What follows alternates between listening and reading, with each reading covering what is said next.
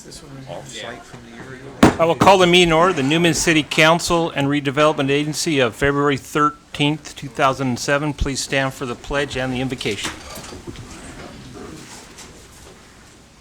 Allegiance to the flag of the United States of America and to the republic for which it stands, one nation, under God, indivisible, with liberty and justice for all. Bow our heads.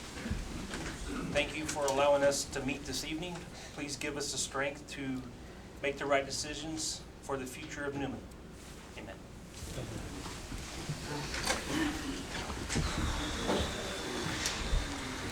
Roll call, please.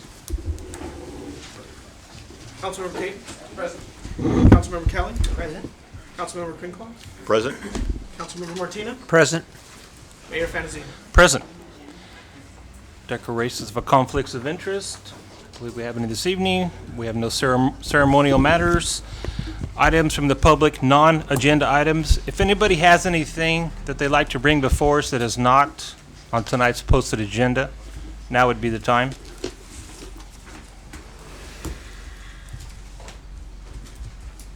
Your posted agenda don't state, so I'm just inquiring, on the property behind Rodeo Grounds Court, Luke's Ranch, is that on the agenda tonight? You mean along Inu Street? Inu Street? Part of the general plan. It's part of the general plan. If you'd like to wait till we get to that part, we'll have a public hearing. You can comment on that. Yeah. Well, it encompasses, the general plan review encompasses the whole area, so yes, it'll be on there and you'll have time to speak if you'd like. Okay. Is there any other questions or non-agenda items? Seeing none, agenda items, when item comes before us and you'd like to comment, please try to come to the podium, state your name and address, and try to keep your comments to under 3 minutes. Public hearing this evening. Conduct public hearing for Newman 2030 General Plan Update and adopt resolution to certify its final environmental impact report, adopt findings relating to significant impacts, alternatives, and statement of overriding considerations, and adopt the Newman 2030 General Plan. David, welcome. Thank you very much. Is this on? Great. I'm David Early, and I'm your consultant. My staff and I have been working with all of you for quite a while on the update of your general plan.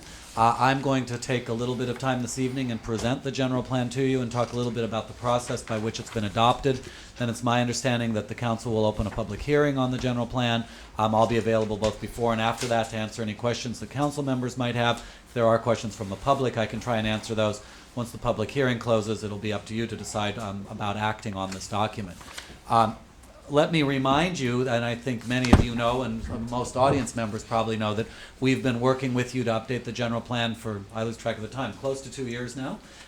We have had a very active steering committee that's worked with us. I believe that Mayor Fantasia and Councilmember Kelly both served on that committee, as did several planning commissioners and a number of other members of the public who dedicated vast amounts of time to meetings that were held in this room to develop the document that you have before you this evening. The general plan is a document that guides development and conservation in the city and is intended to set a vision for the city over approximately 23 years through the year 2030, and that's why it's called the 2030 General Plan.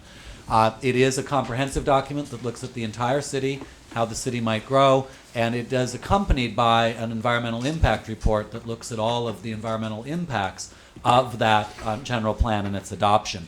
What you'll be asked to do either this evening or at a future meeting is to consider the adequacy of that document, and actually first to consider the adequacy of the EIR.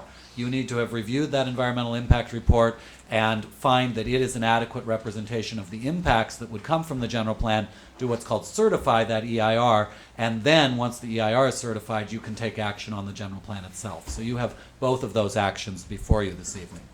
I'm going to figure out how this fancy machine works. Let's see. That's not working.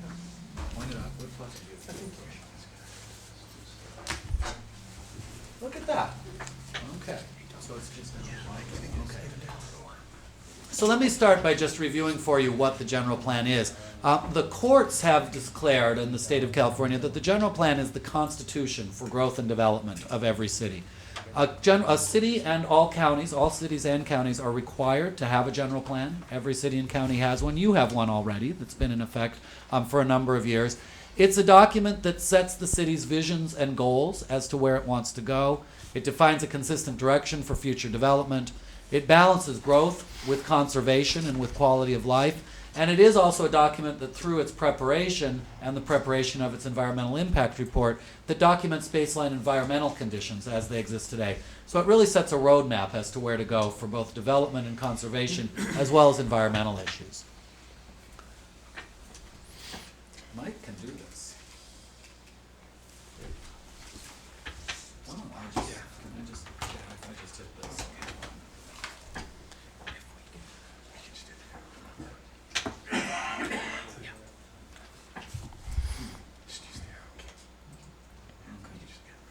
Okay.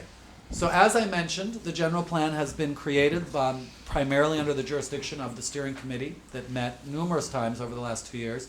There were 3 community workshops that I think many members of the audience were at as well, that were focused on 3 different topics, building up the general plan. The first of those was developing a vision for Newman. The second was identifying key issues that needed to be addressed in the general plan. And the third was to identify a preferred land use and circulation alternative for the growth of the city. The steering committee also took part in a tour of development that was throughout the Central Valley and into the Bay Area to look at new types of development that might be appropriate in Newman. And the general plan has now been reviewed by the Planning Commission. The Planning Commission has passed it on to you with what's called the errata document that you have before you this evening. And the Planning Commission has recommended that you do go ahead and adopt the general plan as drafted. The general plan, as by law, has a number of chapters, which are, in the case of a general plan, called elements. And I'll talk about each of those in a little bit with some detail. The first of those chapters is a vision for the city, and it's a quite succinct document that really in a page or less just talks about how the city wants to both grow but also preserve its character, preserve the very special characteristics that make Newman the place it is today in terms of having a small town feel, accessibility for people by bicycle, walking, and car, having a strong downtown, all of those things that I think make Newman very special today. And then there are a series of elements or chapters that support that vision.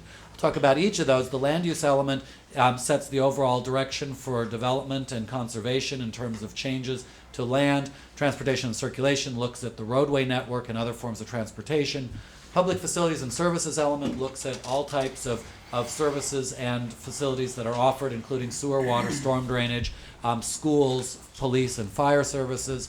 There's a recreation and cultural resources element that looks at those particular services, a natural resource element that looks at how we conserve our resources, a health and safety element that looks at issues like noise and air quality and flooding, and then finally a community design element that sets the overall design guidance for the city as the city grows and develops.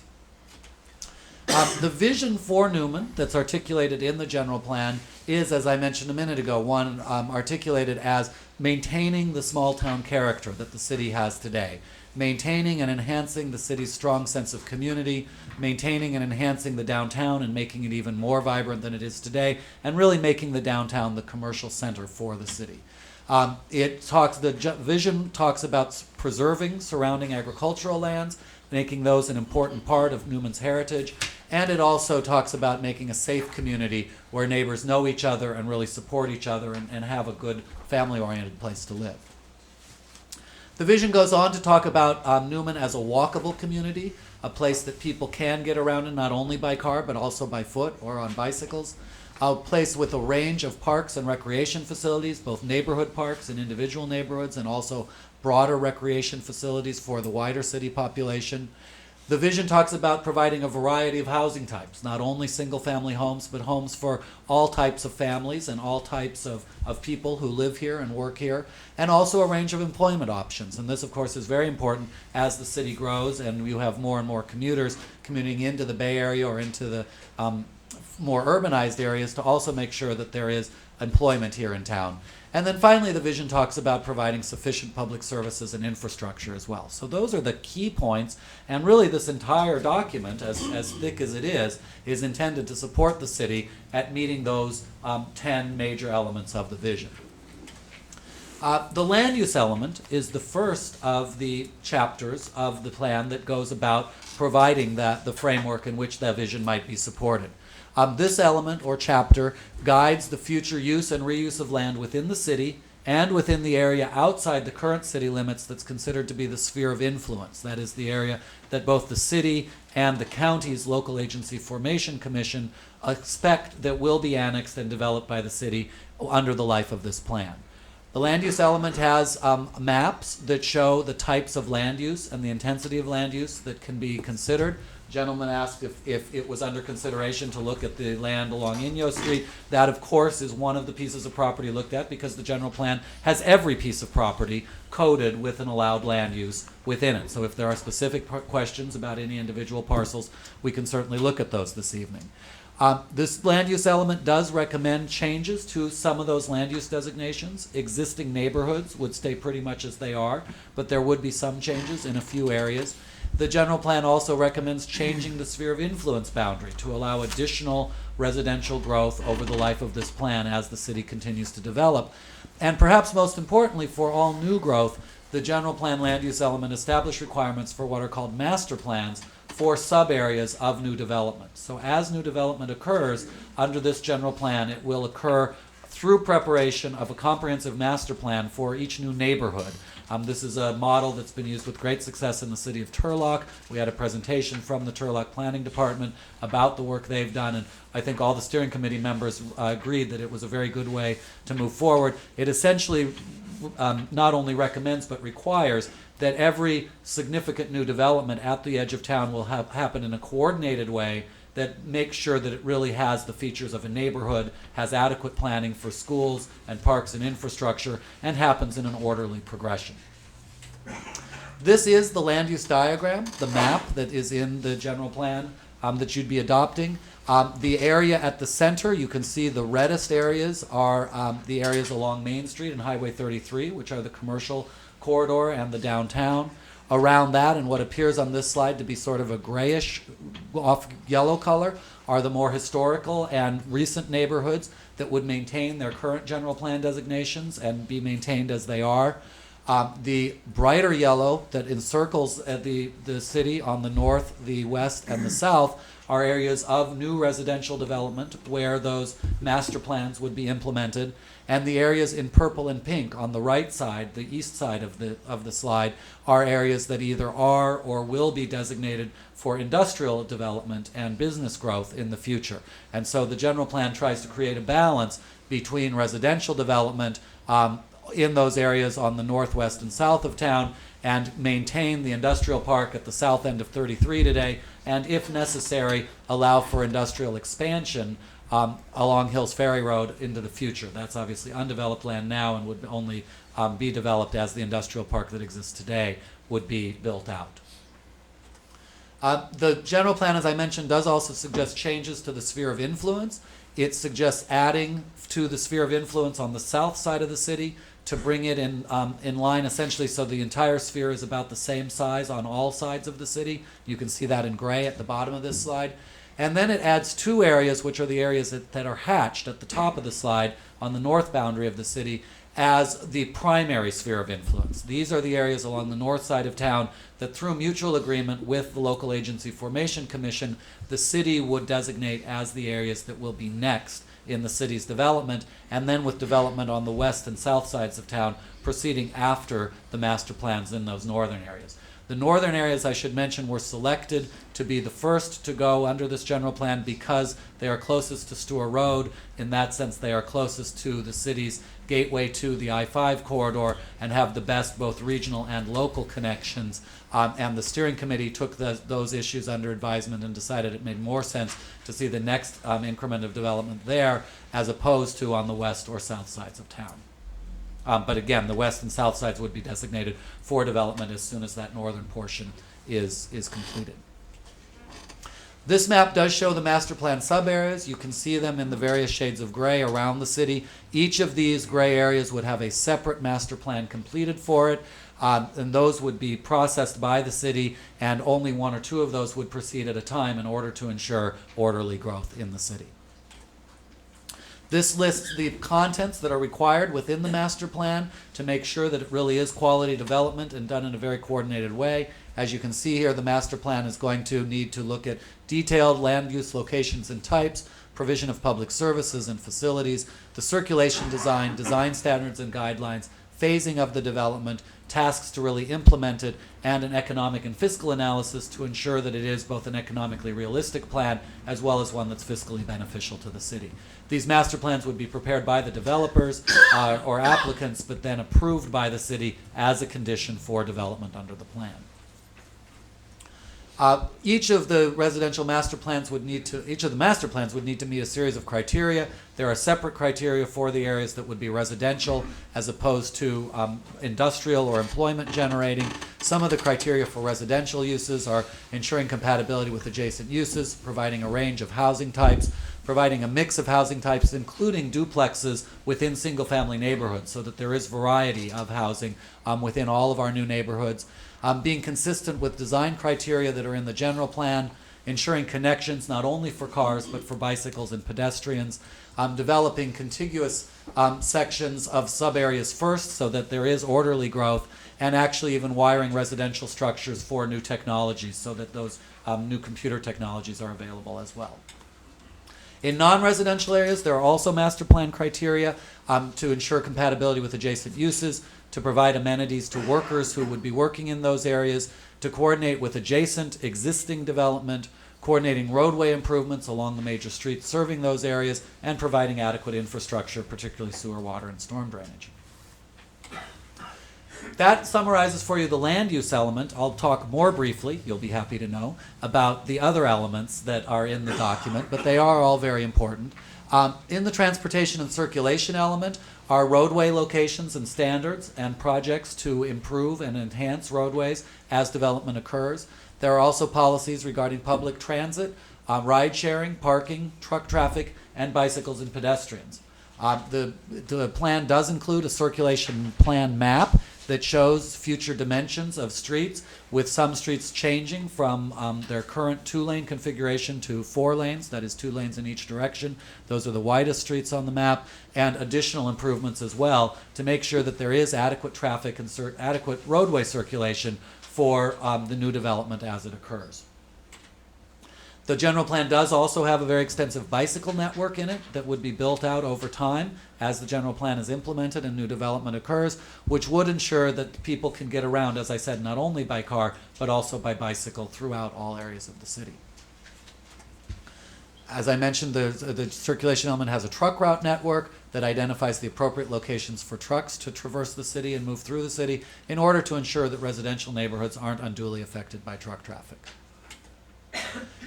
Next element that I wanted to mention is the community design element. This is an element that your general plan currently doesn't have so much, and is a newer element that many cities are included. It includes urban design principles and principles about the overall form of the city, with the intention of really maintaining the great things about Newman today, the older historic residential neighborhoods and the downtown, and making those the cues that we use for new development, so that even as new development occurs, it will have many of the same characteristics and hallmarks of the traditional historic neighborhoods that people here value so much. The community design element includes particular standards for new neighborhoods, for the Highway 33 corridor, for business parks and commercial development, and for landscaping, streetscapes, and gateways. The public facilities and services element talks about water supply, wastewater, storm drainage, the existing agricultural irrigation drainage system of tile drains that needs to be preserved and accommodated as growth continues, and solid waste and recycling. It also covers police, fire, schools, libraries, and healthcare. And I might mention here in particular that we had, I think, very fruitful discussions with your school district, who submitted comments to us and engaged in a couple of meetings. Many of the errata, as we call them, that are changes to the general plan, are reflective of the very productive discussions that we had with the school district, and which I believe the school board has already gone on record as endorsing. So it's been, I think, over the last month or so, a very fruitful dialogue that's occurred between your staff and the staff of the school district to ensure that provision of school facilities happens really in a very measured way. The recreation and cultural resources element looks at a number of topics listed here: parks, open space, private recreational facilities, cultural activities, recreational programming, the preservation of historical and cultural resources, and also suggests the possibility of bringing more economic development into the city through heritage tourism, that this really is an exceptional town with wonderful qualities of a small Central Valley town and could become the basis for additional economic growth here. And also the element has a legally required section on Native American resources. The natural resources element talks about preservation of agriculture at the edges of the city, talks about preserving and enhancing water quality, biological resources that are here in the city. It has a legally required section on air quality because the entire San Joaquin Valley does today have some air quality problems. And it does also have an energy and water conservation section as well. The health and safety element has policies to protect us from geologic and seismic hazards, from flood hazards, from fires, from exposure to hazardous materials, and also includes policies to ensure overall emergency and disaster preparedness on the part of the city in case any kind of disaster might strike. That summarizes the general plan itself. As I mentioned, a companion document to the general plan is the even fatter General Plan EIR, which is actually a 2-volume document. It includes what we call the draft EIR, which was our analysis of the impacts of the general plan itself, and then a second document, which is the final EIR, in which we have responded to all written and verbal comments that the public made about the contents of that draft EIR. So that's a 2-volume set. It does cover all of the issues listed here: aesthetics, air quality, cultural resources, geology and soils, hazardous materials, hydrology and water quality, land use, noise, population and housing, public services, recreation, transportation, and utilities and services. So it's got a very broad array of analyses, and really is a document that's intended to make sure that there really will be no unavoidable and significant impacts that we could have otherwise avoided from this plan being implemented. In fact, the general plan has been designed to have a whole series of policies in it that mitigate potential impacts. And so we found very few impacts that in this EIR, because we were able to show that the policies that you would be adopting in the general plan itself will mitigate those potential impacts. At the same time, we did find a series of what are called significant and unavoidable impacts. These are impacts that occur essentially at any time you develop land, particularly in an agricultural community like Newman. So through development that would occur under the general plan, you would lose agricultural land to urban development. You would generate additional traffic, which would have air quality impacts. You would have a cumulative loss of habitat for species, not really for a specific species or in a specific location, but agricultural land is actually habitat as well. So when you urbanize that land, you do have those impacts.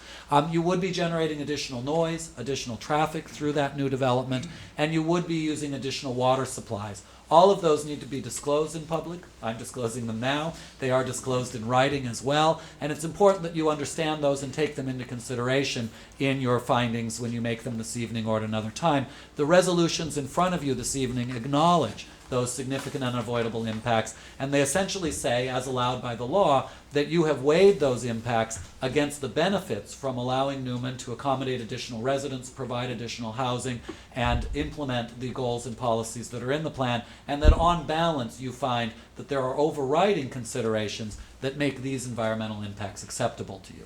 That's a finding that you will be making tonight if you move forward with the documents as presented to you.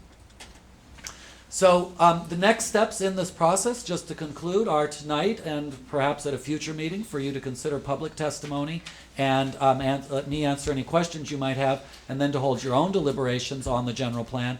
If and when you do adopt the general plan, we will be preparing a municipal services review that needs to go to your LAFCO, your Local Agency Formation Commission, that supports the annexation of land into the future. LAFCO will at that time then consider the changes to the sphere of influence that are outlined in the general plan. Those cannot be implemented unilaterally by the city, they need to be approved by the LAFCO as well, and those will be future implementation steps. That concludes my presentation. I hope I struck the right balance between explaining the document to you but not getting into too much detail. I'm happy to answer any questions you would have before the hearing is open. David, thank you. Do we want to start with questions from the council? Or would the council like just to go ahead and open the public hearing? And that's what we're going to do then. I'm going to open the public hearing, and let's allow citizens and the school district to speak first. No offense to the property owners and the developers, but let's start there. And if staff could document if a citizen is speaking about a certain parcel or a certain area. It's my opportunity tonight to be a citizen. How are you, Tim? I'm good, John. Yourself? Good. To the mayor, the council, it gives me a great privilege to stand before you this evening. Timothy Parker, 1321 Pointer Way. Having been a part of this process for the past 2 years, both as a council member, a former council member, and sitting on the general plan committee. One of the things I want to state emphatically and right off the top is I would implore the council to embrace this general plan, to adopt it as it is, notwithstanding all of the interest that is in the room. And for those of you that have known me over the years, I've certainly tried to put forward a service in this community that was firm, yet was fair. And so I would say to you, particularly seeing a principal from Heartstone Ranch, although this document is really laid out, and I think it adds a great deal of flexibility, it isn't etched in stone. And the reason why I bring up Heartstone Ranch in particular is because that was a part of a general plan amendment. And I know Bob Navoa is in the back with the camera, and he wouldn't want us to piecemeal together a general plan by having general plan amendments. But I will state that is always something that gives this council or future councils the ability to have flexibility to make changes. We all know that we have aversions to change. Change sometimes is very difficult. But one of the things about change is it's going to happen. And so speaking from a perspective and a knowledgeable perspective, thanking the principal of DCE, David Early, I think this has been put together very well. Some aspect of the general plan that I want to speak in terms of how we went through this process, and of course Ted and Ed, you were at every meeting, along with John and then my former colleagues there, Bob and Mike. It was drawn out in a sense to say that this belongs to the city and citizens of Newman. And one of the things I want to say in terms of that, there's also some principles here that are second generation, long-term Newmanites that have interest in this document and their properties in particular. And I want to say to you that I have a great deal of respect for people that have always honed in on the qualities and what we represent and we believe in the city of Newman. Just to summarize as I come to final comments, there's been this term, and David mentioned about urbanism, and we all know that much of our growth has stemmed from the Bay Area cost of housing. Okay, let's be real poignant about understanding where our growth comes from. Our growth comes from people commuting, much like myself, and I've been a resident here since 1991, much like myself, that drive 40 miles or more to work in order to be able to afford housing.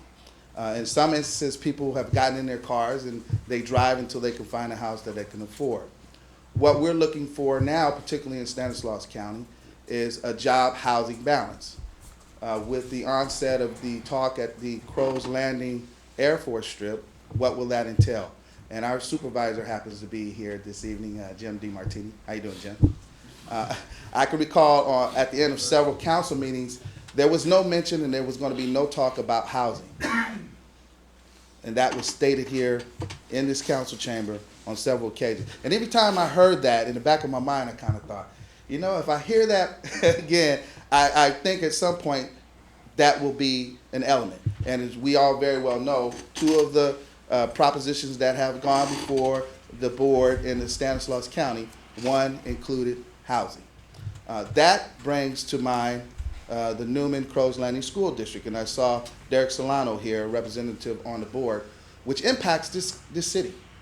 We are responsible for the school district in Crows Landing and Diablo Grande. So all that comes together in terms of this outline plan.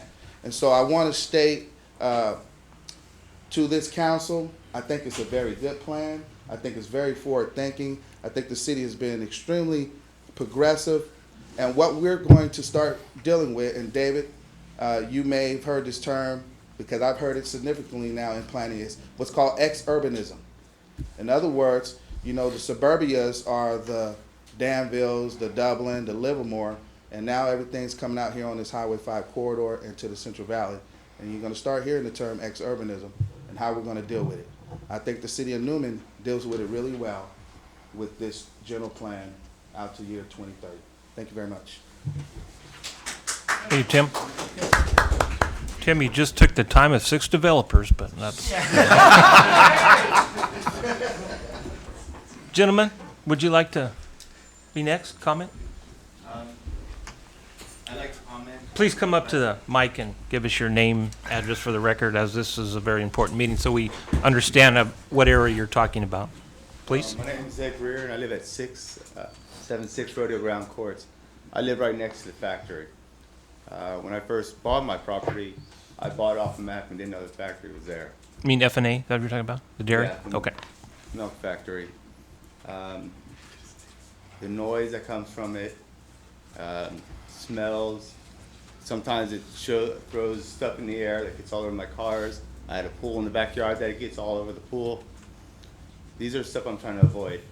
And it's my understanding now that property behind my house could go to industrial too. And I could have another factory or something behind my house. That's the last thing I need. I commute 95 miles every day to commute to the Bay Area. I came out here to start a life for me and my daughter. And then building a factory behind my house is not gonna help me or my daughter's future. And that's what I came here for. So I'm not sure what exactly is supposed to be built back there, but that's a big concern of mine. As well as many people I'm hoping in this meeting feel the same way. So like I said, I'm not exactly sure what is being there. I want to start getting involved in the town. I really like Newman. I think it's a fantastic place to live. My wife really loved it too. And just like I said, I want to be involved, but I don't want nothing built besides houses behind my house. I don't need that distraction, the noise, and whatever else another factory would build. And that's all I have to say. Thank you. We appreciate your concerns, and at this time, nobody has actually come to us with a proposal to build anything behind you, so, but we will definitely take that in consideration.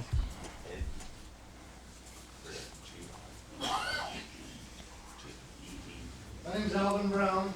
I live next door to Ed, over there next door to the cheese factory. I like your meeting. I got a lot of questions, especially this gentleman here. We live on the edge of town, and we smell your waste disposal. I take a shower and smell your waste disposal. You know, I really have a concern on your water issue. But we got a little flyer the other day that said the property behind our house on Inyo Street, am I correct, Inyo Street? Mm-hmm. Is going to be subdivided into 3 lots, 3 parcels. We have no idea what's going to be built there. You know, we bought the house next door to Ed's. I don't care about the noise. Ed and I have watched this big duct that goes into this recycling center that's supposed to catch the steam and weight that gets dispersed in the air. Well, they removed that pipe so it don't have to go there no more. It just goes straight up in the air, so it ruins our vehicles. We have to wash our cars every other day. It's disgusting. When we bought our house, we didn't care. We understood pounding or the tractor trailers, manufacturing of cheese, because I know about the Hillmar Cheese Factory. But when the ground is shaking, 50% of the time, all the grout in our tile is separated.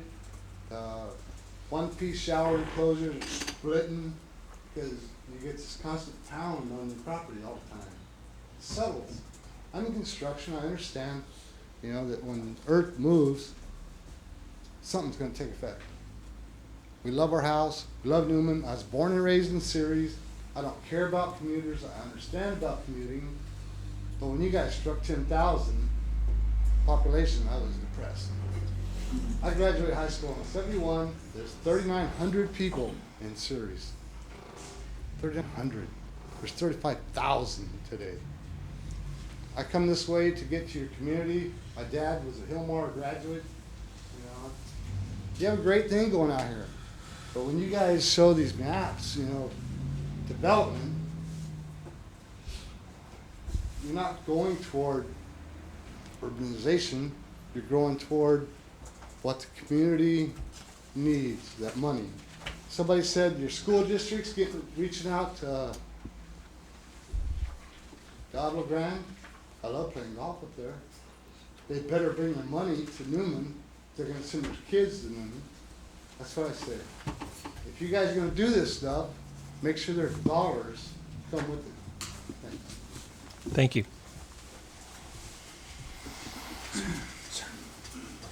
Good evening. I'm Matthew Vargas. I live at 543 Rodeo Grounds Way. Both Alvin and Ed are neighbors of mine. They live a little bit further down Rodeo than I do. And Alvin, I do want to apologize. That noise you're hearing is actually me and my wife, and so we'll try to keep it down. Is your wife here this evening? She's not here this evening. If she does happen to show up, just let her know I said wonderful things about her. I'll tell her, Matt. Thanks, John. On a much lighter note than that, I have the privilege to say that I was born and raised in this wonderful town. In 1970, I was born at the Westside Hospital right before they condemned it. So I'm honored to say that 36 years living in Newman, one of my long-term goals was to be able to buy a house here, be able to find employment here, and thanks to the grace of God, I've been able to do that. My wife and I, just 4 years ago, purchased a home at Lucas Ranch 2 development, which was built by Woodside Homes. They did a wonderful job building homes. And I got to be honest, I'm very selfish because we are blessed over at the Woodside development. My wife and I have said since day one, we have some wonderful neighbors. A lot of our neighbors are commuters, but they're wonderful people, hardworking. They have kids that attend our schools. They are becoming more and more involved in our community, and they care about the future growth of Newman, as do I, with a passion. So much so that I took note that there are currently 30 Woodside homes that back up to this potential light industrial area, as I know the council is considering this with regard to growth. With regard to growth. And the one thing I want to point out is, unlike Ed, my wife and I were passionate about making sure we did our research and background information on the area where we'd pick our lot and, of course, our development. And I was aware of the F&A cheese plant. I was also aware of the flange, which at times, as I agree with Ed and his neighbor, it can be very annoying at times. However, prior to purchasing my home, my wife and I accepted that. My concern from this point forward kind of coincides what these gentlemen and quite a few of my other neighbors that I've spoken to feel, that we're really afraid of the unknown. I'm not afraid to just flat out tell you that. What we're afraid of is not knowing what could come there, what type of hours of service these businesses may operate, what type of traffic. Environmental impact reports are great. But when you're talking to my neighbors, they don't care about that. You know what they care about? They want to know what kind of business is going to go there and what are they going to be doing. And it's put a lot of us, it's raised a lot of red flags for a lot of us. We love the neighbors we have, and I just want to leave with this conclusion that I'd love to have some more neighbors. I think that area right now, which as you know is right at the edge of the Merced County line, has 3 existing houses across the street from this potential development. and I really don't see a hazard with putting another 25 to 30 homes along that Inyo Street. I actually see more of a problem with regard to you as the council and with the community as a whole if we encroach industrial right behind existing houses. So I just would like for you to consider that, and would hope that you value my opinion. Thank you. Thank you, Matt. Next.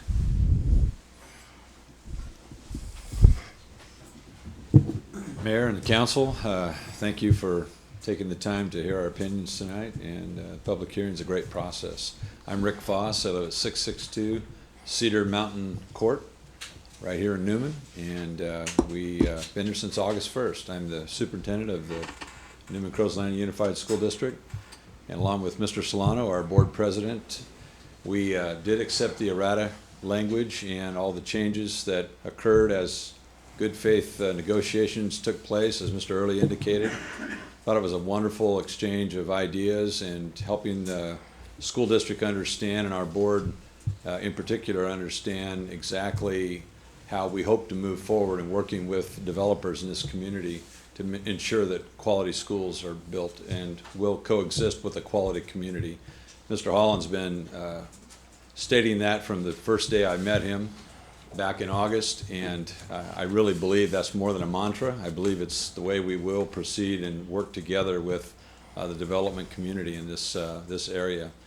And it is the school district that will work with the developers. It is not an outside consultant.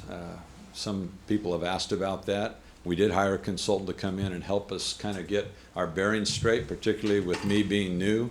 I can accept responsibility for that, and it was the right move. We believed that we needed somebody who would help us forge ahead and understand what might be at stake in terms of development without adequate school housing taking place in concert with that in the plan, the master planning idea. And Marshall Krupp was that consultant, and he continues to be a gentleman that will work with us as needed, but we really hope to proceed just a school board, superintendent, with city council and our city manager working together with the development community to ensure that we both have quality facilities and that both sides walk away believing that we have what it takes for the next generation. And you know, I'm so happy to live in this community, and I'm so happy to be able to not just talk about it as a job, but as a participant who wants to be here and ensure that our kids and grandkids will, after I'm long gone, and a lot of us in this room will no longer be doing what we do tonight, will be well taken care of. And that's why we suggested some language. There was give and take on both sides, and I felt like the process was great. And I just want to ensure you that we do hope to work together with you in good faith in the future. And we've already met with some developers previous to this meeting, and I hope that they have seen that we're sincere in our desire to do that, just to listen and work together and come up with a viable plan that will ensure quality schools along with this wonderful town. Thank you very much. Thank you, Rick, and that's our goal also. Thank you.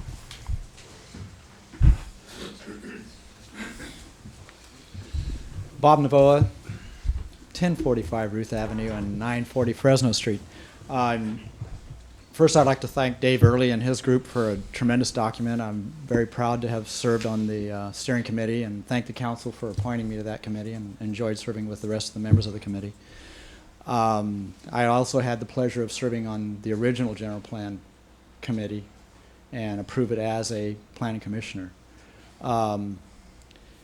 That plan was set in motion to get Newman to where it is today.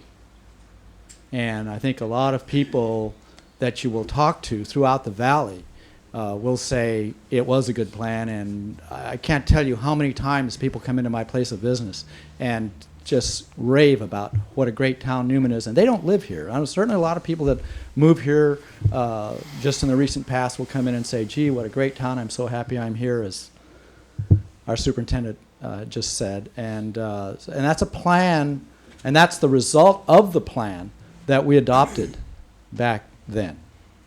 And if you continue to chip away at that plan, 30 years from now, or in 2030, whatever the case might be, you're going to see a totally different Newman than what we've seen go up on this screen tonight. And certainly we all have our own selfish interests in our requests when we stand at this microphone. And I think it's important that you temper that with what this plan is about. It's about a future for Newman that has been laid out by people that you trusted to be on that committee and asked to serve in that capacity for you. And so before you make wholesale changes, before you already start saying, well, let's get rid of all the industrial or let's get rid of all this, keep in mind that the very businesses that have been brought to the attention of the council tonight are the very businesses that make this the great town it is. They're the employers, the people that bring the money into this community. And without continuing to develop that industrial base, you're going to turn Newman into a bedroom community that only lies 4 miles to the south of us. And for those of you that haven't visited that community, you will know that the commerce in that community is pretty negligible. Newman is a thriving, strong community. I've been in business here for 34 years. That doesn't happen by accident. But it's because Newman is a viable place.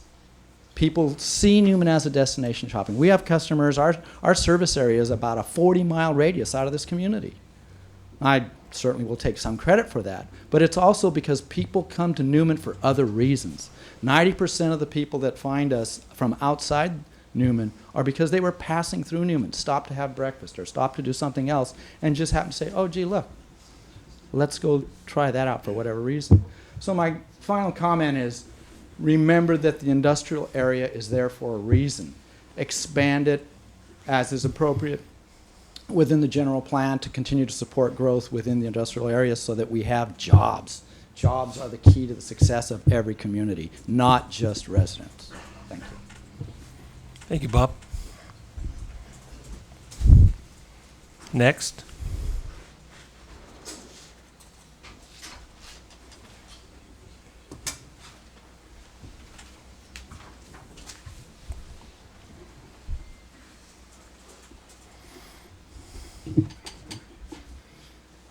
My name is Mary Ramos, and I live at 1030 Orst Timber Road. Everybody wants residential. That's all you talk about is residential. But as you can see, it also is a drawback. Since our town has grown, we had to put in new bonds for new schools. Did the residential pay for it? No, it didn't. Way back in the early 90s, the county superintendent of schools said that we needed about a $9,000 per house tax or fee to support new housing. One of the members on the city council had his little calculator there, and he said, oh no, we don't need even $3,000. Well, nothing was passed. So what happened? We had to pass a bond. Now they talk about another bond. And so it keeps going. Housing doesn't pay its way. It is more or less a drain. And I feel sorry for people that have lived here for a long time that have to shoulder this burden. Yes, I am sort of got a point, like Mr. Navoa said. I live out on North Timber Road. On the original sphere of influence they put me in, they wanted to put that Orst Timber Road 4 lanes. And next to it, they had a ring road of 6 lanes. What was that going to do to my house? I was going to stay with 1/4 of my house. I was going to lose it. And one of the planning commissioners at the time, when I brought this up, said, I'm sorry, but sooner or later we're going to have to go through someone's house. I find that cruel, especially since this one planning commissioner, when they were going to put, I don't know what kind of building it was, if it was sort of like for wayward kids or what, in the neighborhood, and he was going along forward, and all of a sudden he said, wait a minute, not in my backyard, and bingo, they didn't pass it. And that's the way it goes. As long as it's not in your backyard, you don't give a care. But please, if you're going to expand, take into consideration the people that are there already. Beyond me to the canal is a half a mile. If you're going to put a big main road there, don't put it along my property. Take it into the property of the people that are going to profit by this, the developers. Don't stick it down other people's backs that are there already. I feel sorry for those people over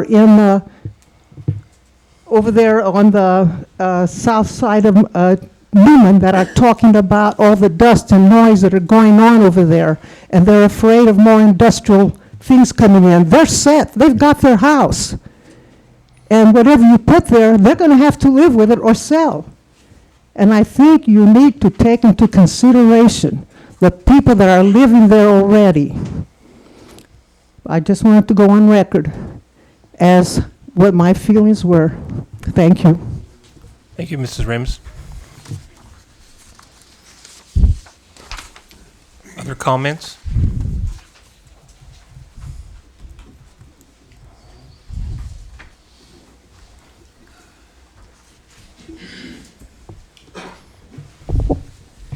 Good evening.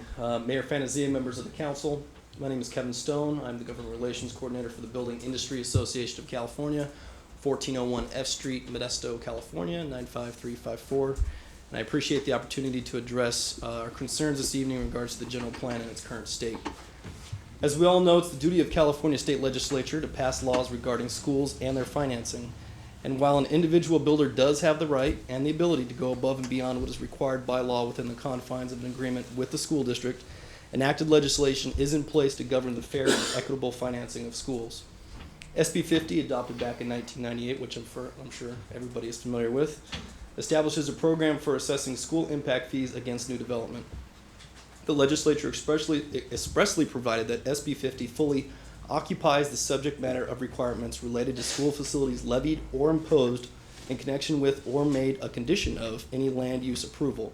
To the exclusion of all other measures, financial or non-financial, on the subjects, SB 50 prohibits agencies from denying or conditioning approvals of legislative or adjudicative act involving the planning, use, or development of real property based on inadequacy of school facilities. In addition, payment of fees consistent with SB 50's statutory framework is deemed to provide full and complete school facilities mitigation for purposes of CEQA, and that's Government Code 65996B. Having said this, I would like to now read into the record a letter stating the official position of the BIA of Central California in regards to language currently contained within the Newman General Plan. And I will provide copies to all of you. This is 3 pages, but I promise to read it quickly and be entertaining in my delivery.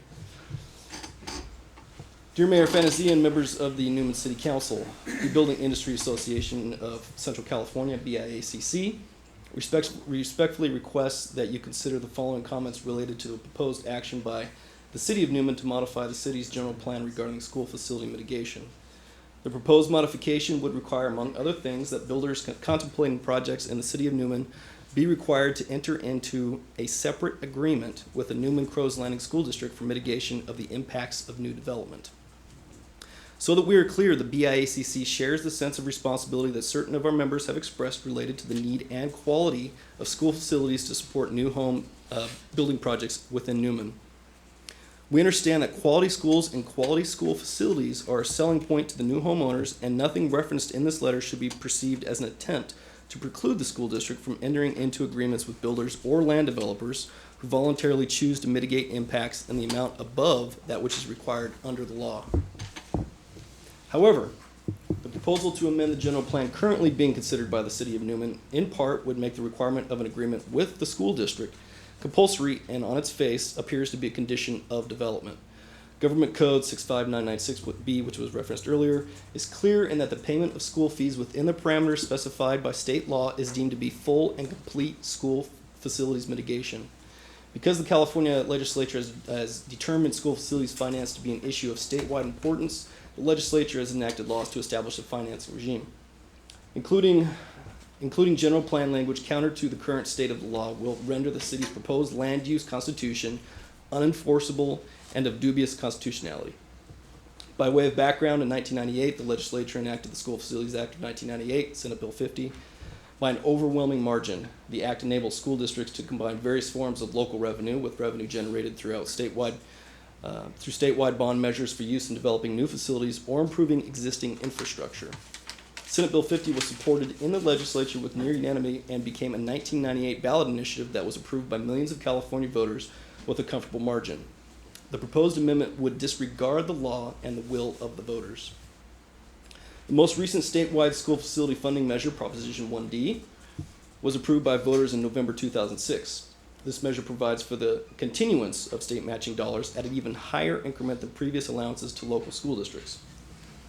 The increased matching amount was made retroactive to July 2005, both through Assembly Bill 127 and voter approval of Proposition 1D. Not only will local districts have continued reliability of state matching grants, they will enjoy a higher amount of matching increment than previous projects they may have received. This, coupled with statutorily required developer impact fees, ensures at least two sources of funding for local projects. Additionally, the Newman Crows Landing School District received $11.5 roughly through a 2,000 bond measure, $11,500,000. Last year, the State Allocation Board increased per pupil funding for school facilities by 11.26%. The increase was in recognition of, among other items, the escalating cost of land and construction materials. The increase is retroactive to July 1st, 2005. This year, high schools received an additional increase in the matching grant amount of 4%, and middle and elementary schools received an additional matching grant amount of about 7%. The most recent increases are retroactive to July 1st, 2005. There is yet another increase in per pupil spending for facilities programmed for release this month. We hope this background is helpful in demonstrating recent improvements to the school facility finance regime and useful in the overall discussion. We take this opportunity to respectfully advise your council that if the general plan language is adopted as proposed, your council is placing into local land use law the provision to defer certain future land use decisions to your counterparts on the school board. In fact, as proposed, the general plan could not be amended without approval of the school district board.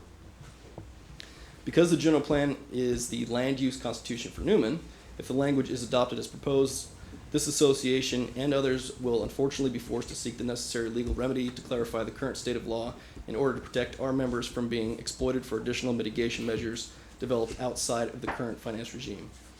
Again, the association will not stand in the way of our members making voluntary commitments to enhance facilities funding. The best of intentions aside, our experience has been that over time, interpretation of intentions of the proposed language will prove to be troublesome. Ultimately, an invitation to unwanted and unnecessary litigation for the city, the school district, and future development projects. In closing, we recognize that the proposed language may have been developed in a spirit of cooperation with the school district. Unfortunately, thus far, each of our experiences in various neighborhoods, various neighboring school districts, with attempts to circumvent the established finance regime and the process school districts are statutorily required to utilize in order to achieve mitigation of impacts from new development, have been fraught with less than favorable unintended consequences that have or will have significant impacts to facility financing and or facility planning. We appreciate your time and consideration of our comments. Respectfully yours, Stephen D. Madison, who is the Executive Officer of the Building Industry Association of Central California. And I would be happy to take any questions from the council at this time. And I will also provide you with our letter as well as another letter that we have from one of our members. Thank you, Mr. Stone.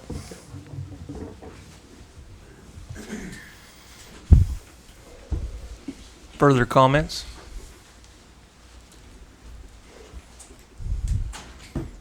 Hurry up now. Time is ticking. Next.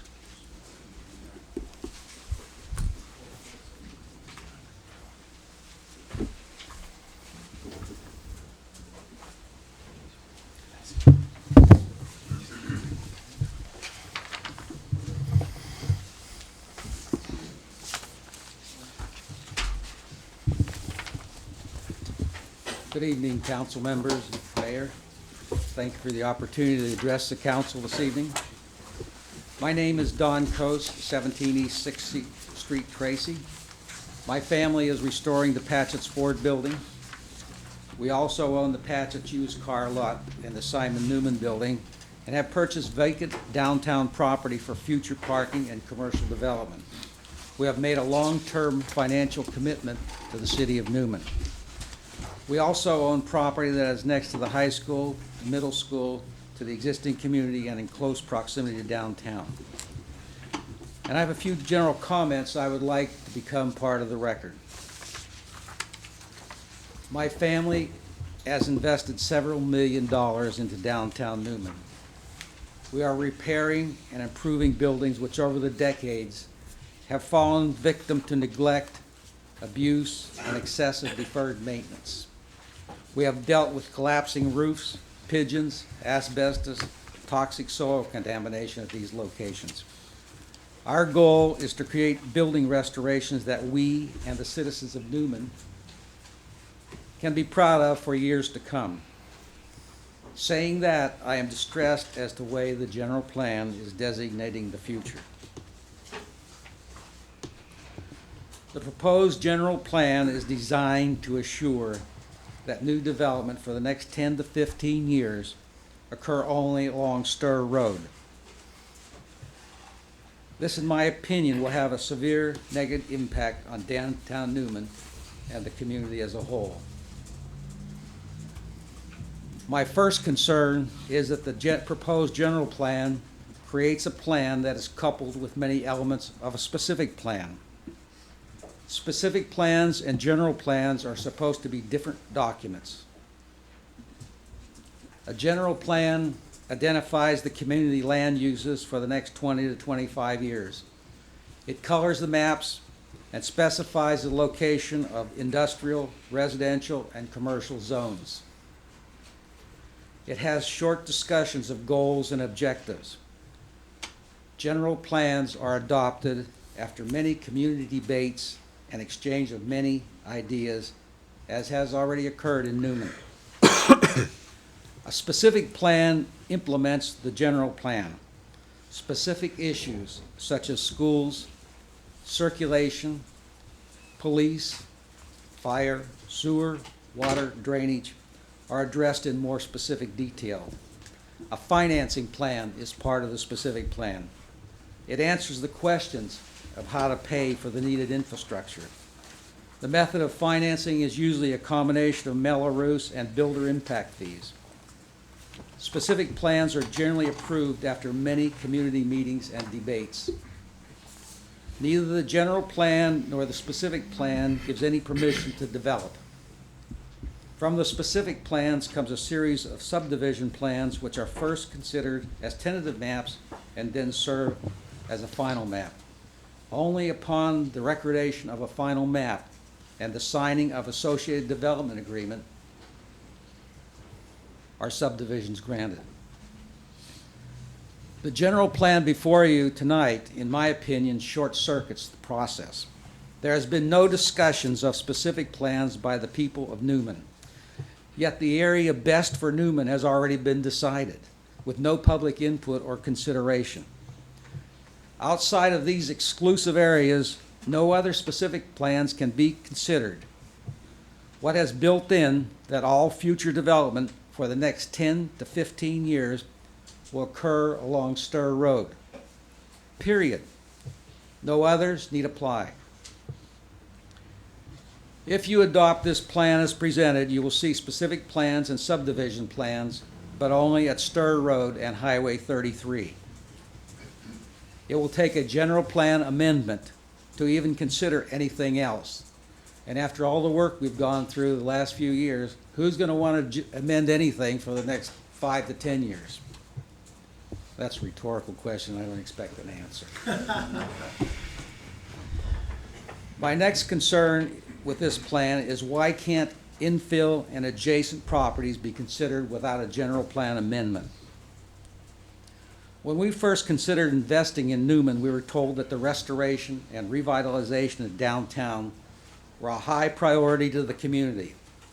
At YOLO School, we continually heard concepts like strengthen downtown, or walk to downtown, or new development should relate to downtown in the existing community. In jurisdictions I have previously worked, the growth occurred in rings and expanded outward. They all work from the inside out and not the outside in as proposed by this plan. All the general plans I've been involved with in the past have been based on the concept of contiguous growth. And in my opinion, there is nothing contiguous or adjacent about this plan. Let me distribute a map of the existing city as it relates to downtown.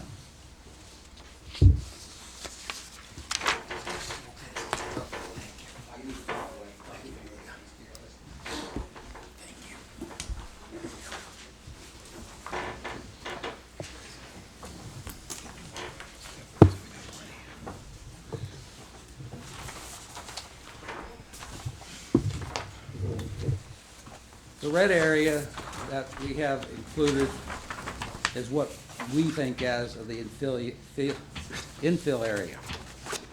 Here is Yolo School. Here is the high school. Here is Von Renner School. Down to the bottom is downtown. Utilities are close. Sewer, water, drainage, Hoyer Road, Draper Road, or Stimba roads are already there. If we look at this map and consider what the community said it wanted at general plan meetings, we can quickly see where the infill and adjacent development should occur. This is the area we should be considering, not abandoning. In this area, students can walk to downtown. Students can walk to school.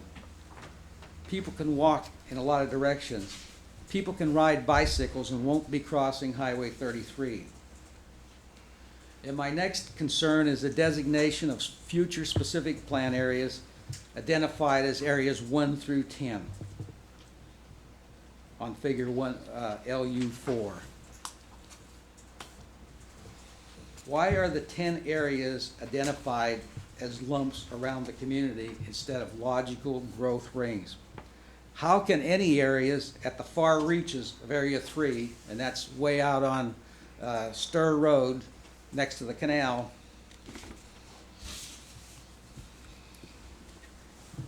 be superior to the property that is adjacent to the schools and already close to downtown? Why abandon those areas close to the schools and have necessary utilities and road capacity?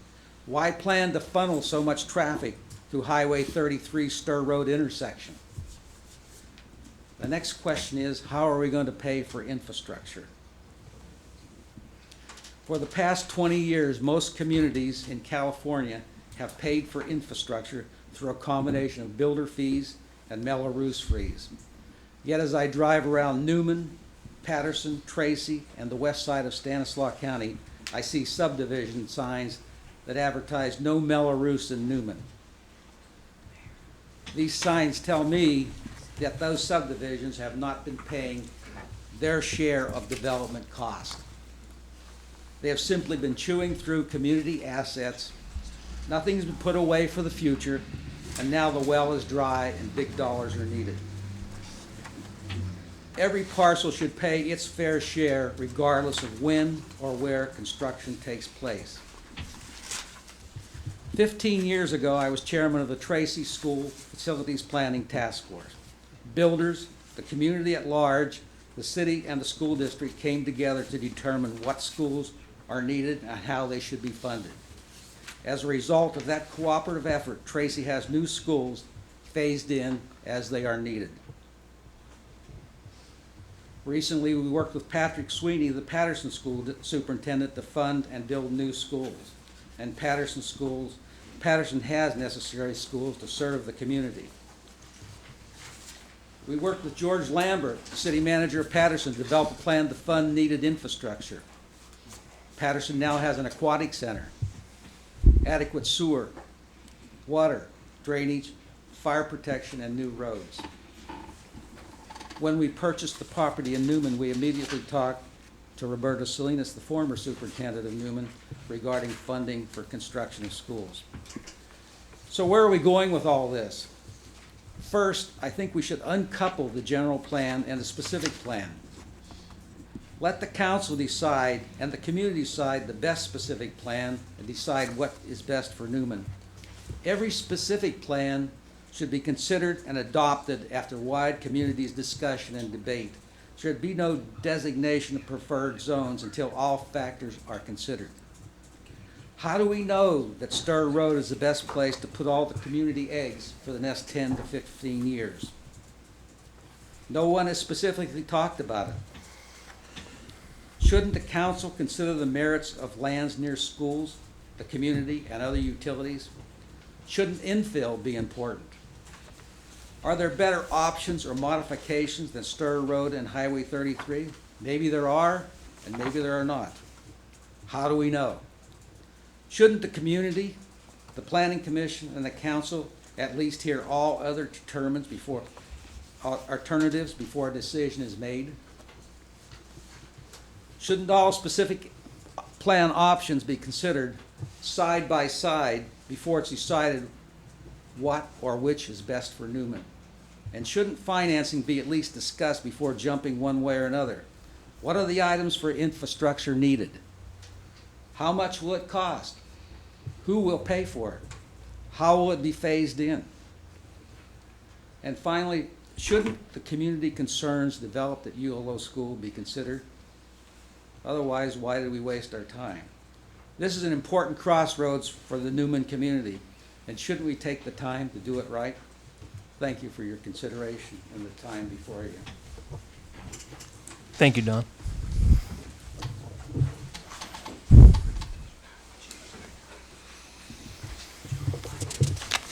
Mr. Mayor, members of the council, my name is Ron West. I'm with Ron West and Associates, 25 North El Circulo in Patterson, and I have been working with Mr. Coase and Jonathan Holmes in conjunction with some of the West Side development. Excuse me. And I would just like to echo what Don has very wisely said. I think you've got a plan that's had a lot of work put into it. Obviously, it addresses Newman's past and future, and I think it does a good job, but it has that one glaring weakness, and that is that it starts assigning the next 30 years, 23 years to 30 years worth of growth in an order that it has to occur. I have an office and a home in Modesto now, or Patterson. I lived in Modesto for all those years when they did this with their villages. And let me tell you something, it was the biggest disaster that has occurred in this valley in planning since I've lived here. Modesto years ago decided they were going to tie the hands of every council and every commission for the next 25 years, and they assigned Village 1, 2, 3, 4, and they did the same thing that this general plan is talking about. You have to do this one before you can do that one. That stopped Modesto in its tracks for 15 years. They finally got Village 1 going. It was in the wrong place, and when all the other towns grew, Modesto sat for years with nothing happening. They finally limped through Village 1, which isn't even built out. They finally got a park in Village 1. Now they are beginning, 20 years later, the planning of Village 2, because they assigned this a priority list, and they stuck with that and tied the hands of everybody that was elected and appointed to those important positions for the next 20 years. And it screwed that town up so that they will never recover. I think we don't need to look any further than Modesto to see the damage that can be done if a council today, any council, says we are going to assign the building order for the rest of this town, for the rest of this general plan. So I would implore you again, stick with the wonderful parts of this plan. I encourage you to take these master plans and require them. Turlock has done a great example, I think, as your consultant indicated.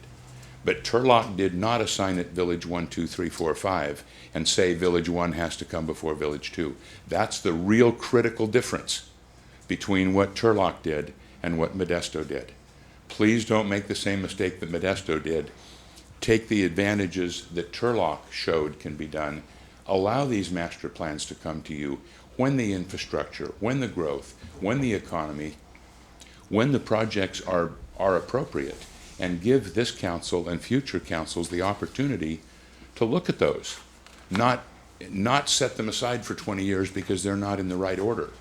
So I would like to pass out, if I could, something I gave to the Planning Commission back last fall, and this is a list that basically addresses that issue, and it's my specific sections of the general plan that I think would need to be changed in order to take away that poison pill that's in that plan right now.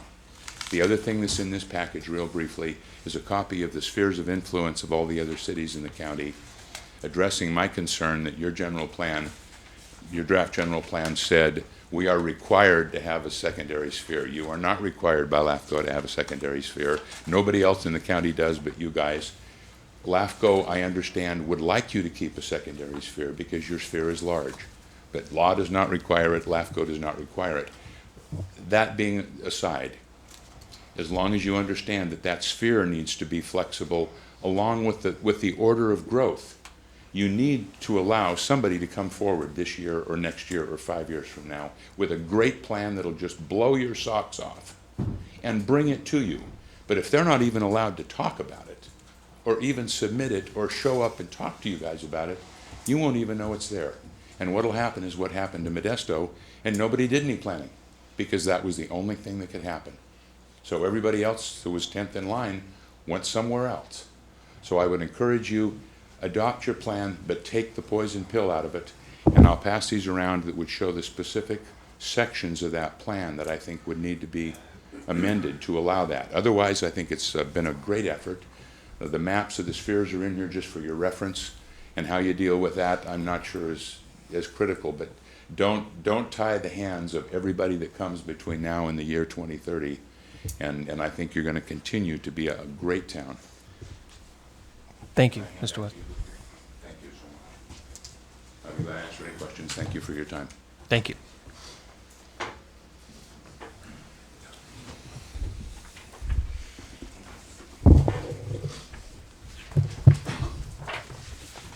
We need a 30-second warm-up period here to get a PowerPoint on. Good evening, Mayor Fantasia and members of the council. My name is Joe Yiggy. I'm with Lucas Dunkley Holdings, 531 Hills Ferry Road.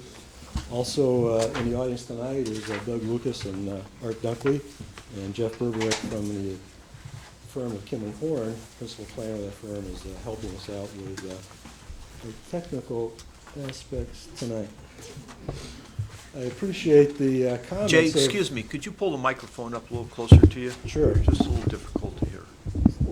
Is that better, Mike? Thank you very much. I know Bob in the back's having a fit right now. He hasn't opened the door yet, so we must be close. At least we're standing in the right place tonight. We learned that at the Planning Commission meeting. I appreciate the comments of those who have stood at the podium before me this evening. One of the objects of the general plan, as stated, I think, in the first or second page, is to encourage public debate. And we've certainly had a good debate tonight on many items, and I appreciate those who care about what happens in the city and the comments that they've made. This is just a cover sheet introducing our plan. Jeff, if you could go to the aerial.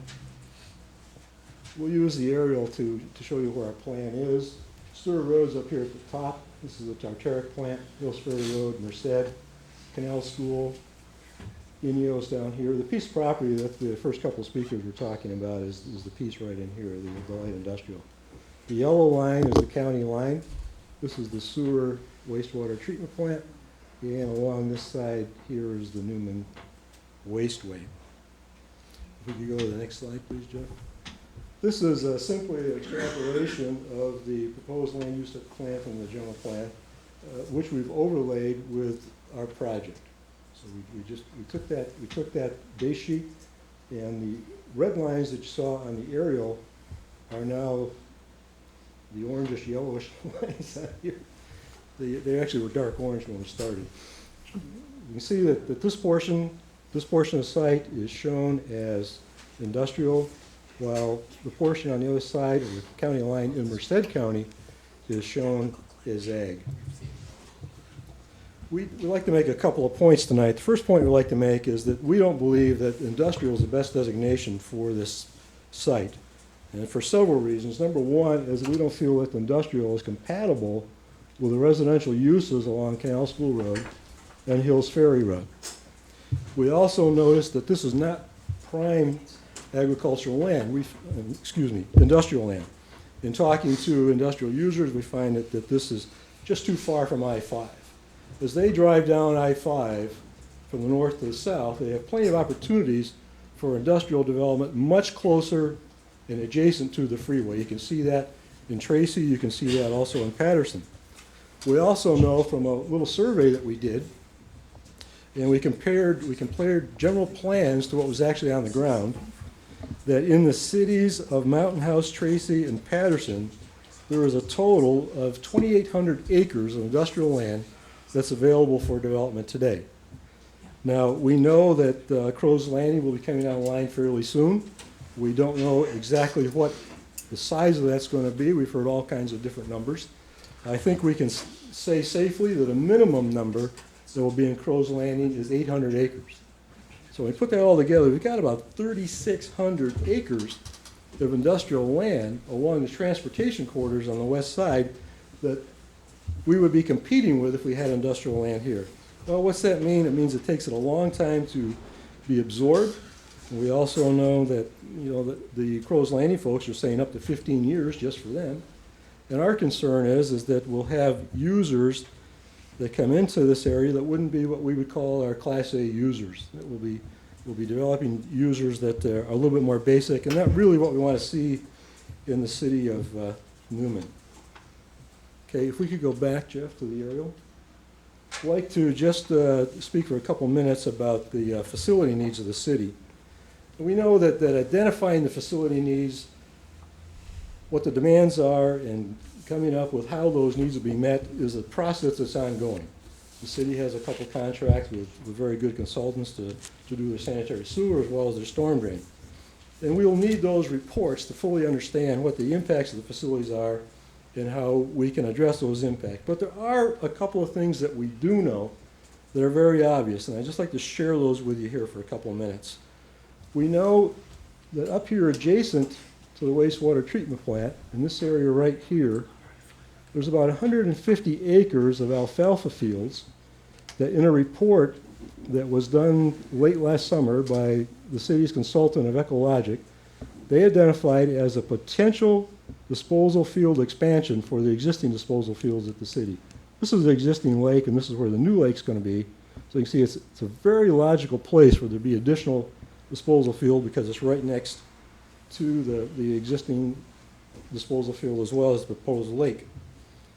Storm drains. We know in general, city of Newman, everything drains this way. That's logical. It goes from the hills to the river. We would hope that that would be that way. What happens in the city is that almost all of the stormwater in the city ends up right down here at this corner. And then it goes into a ditch commonly referred to as the Miller Ditch, goes out through here, comes out to this point, and goes into the wasteway. Well, we know that at times when we have heavy storms in the winters, there's some problems with this system. It backs up into downtown once in a while and it floods this field. Up here at what I call the headwaters, the Miller Ditch, we have a situation where we have 5 good-sized pipes coming into that ditch. Now that ditch really isn't big enough to handle all that water. And then as it goes downstream, the situation becomes worse actually. Is down here at the outfall to the wasteway, when the Bureau built the wasteway, they put in one 18-inch pipe.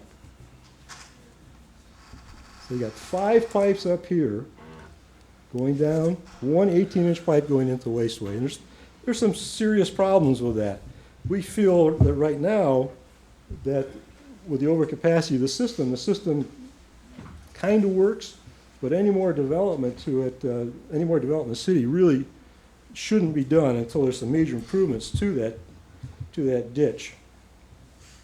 We also know that fairly soon, now that the city has reached a population of 10,000, they're going to need to make that painful trip to the Regional Water Quality Control Board to get their new permit.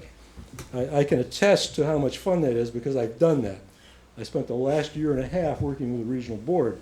If I got up in the morning and my wife said, you can go to the regional board today, you can go to an IRS tax audit, or you can go have a root canal, I would have a real hard time choosing which one I would go to do. But somebody is going to need to do that, and probably a good paid consultant might be the one to do that. Well, let's jump ahead a couple slides, and we'll take a look at what we think we can do to help with this situation. This is the county line right along here, just for reference. We're not going to talk at any length about our project tonight. You know, it features lakes, and we've got a waterfront park, a soccer park, a school, a wide range of densities, and we've included all the facilities that have been identified in the city circulation element. We've also added a couple other things. In the general plan right now, this is called Sub-Area 9. And Sub-Area 9 stops right here at the county line. Our proposal would be that we would extend Sub-Area 9 all the way down to the wasteway, and that we would voluntarily show that area that has been identified in the report as a future expansion for the disposal fields as a quasi-public use, and the rest of the area down there we would show as agriculture, with the understanding that as there is a need for additional storm drain facilities down here, that land could be available for those storm drain facilities. You know, in essence, we like to feel that the Hills Ferry plan starts where others leave off. You know, we have the ability to offer and work with the city on solutions to these major facility issues. You know, we're willing to go the extra mile to help the city do that. Now, what would we like to do? Obviously, we're getting down to the end, guys. Don't get too nervous there. When we went to the Planning Commission, we asked the Planning Commission if they would consider taking this whole area, 200 some odd acres, and making it all a residential designation. Well, and also including the primary sphere. Well, since we did that, you know, life is a learning process. You learn a little something each day. Sometimes whether you want to or not, you learn. And we've come to recognize that that's a pretty big undertaking for us and for the city. And it may not be entirely consistent with the council's desires to move ahead with a general plan approval in a timely manner. We'd like tonight to present an alternate plan. And our alternate plan would be a PMR designation on the property down next to Inyo, as well as about 50 acres up along in here, like this. It would be this neighborhood and part of this neighborhood. This neighborhood in here is already in the general plan as residential. This is the Canal School bypass. We feel that doing that is a recognition both on our part and on the city's part that there's issues here that need to be resolved. We're willing to work together. We're willing to move ahead. We have an area that's adjacent to additional existing residential. Almost an infill project, matches up very well with what's already existing on the other side. And we feel that making that change would have a minor effect, if any at all, on the impacts identified in the EIR. You know, the EIR being a program level EIR, we kind of use the analogy it flies about 50,000 feet. And when we get to our project level EIRs, then we'll get right down to the nitty gritty when we're flying down about 5,000 or 10,000 feet. You know, it sets the guidelines for what we have to do, but it doesn't tell us exactly what the answers are going to be. I'd like to thank you for your attention and consideration this evening, and also like to thank city staff for their consideration as we've met with them over the last few weeks. If there's any questions, we'd be happy to answer those at this time. Thank you. Okay. We also have a handout for you. Your file's probably getting pretty full.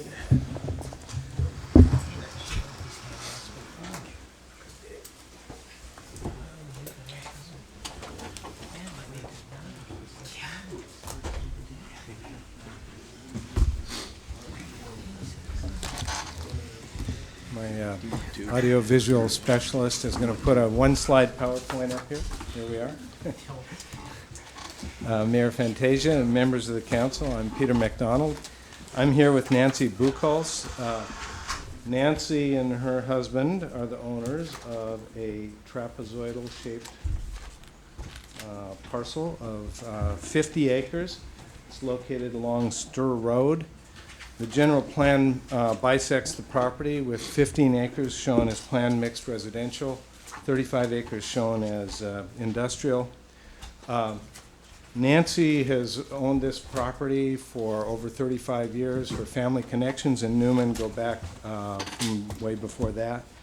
What we are asking is that the entire parcel be designated planned mixed residential, and that the entire parcel be included within the primary sphere of influence. Before I get into some details, I just want to say I am a recovering urban planner, and I want to compliment you on the excellence of the plan. It focuses on all the right things, the downtown, the gateways, good neighborhoods that bring with them community amenities and schools. I was privileged to be the city attorney of a Bay Area city that changed itself from being a quality community to being a much higher quality community in the 1980s. So I really believe that planning can work. I agree with some of these speakers that there needs to be some flexibility built into having plans work, a vision, but a vision that's got something that can change when it needs to.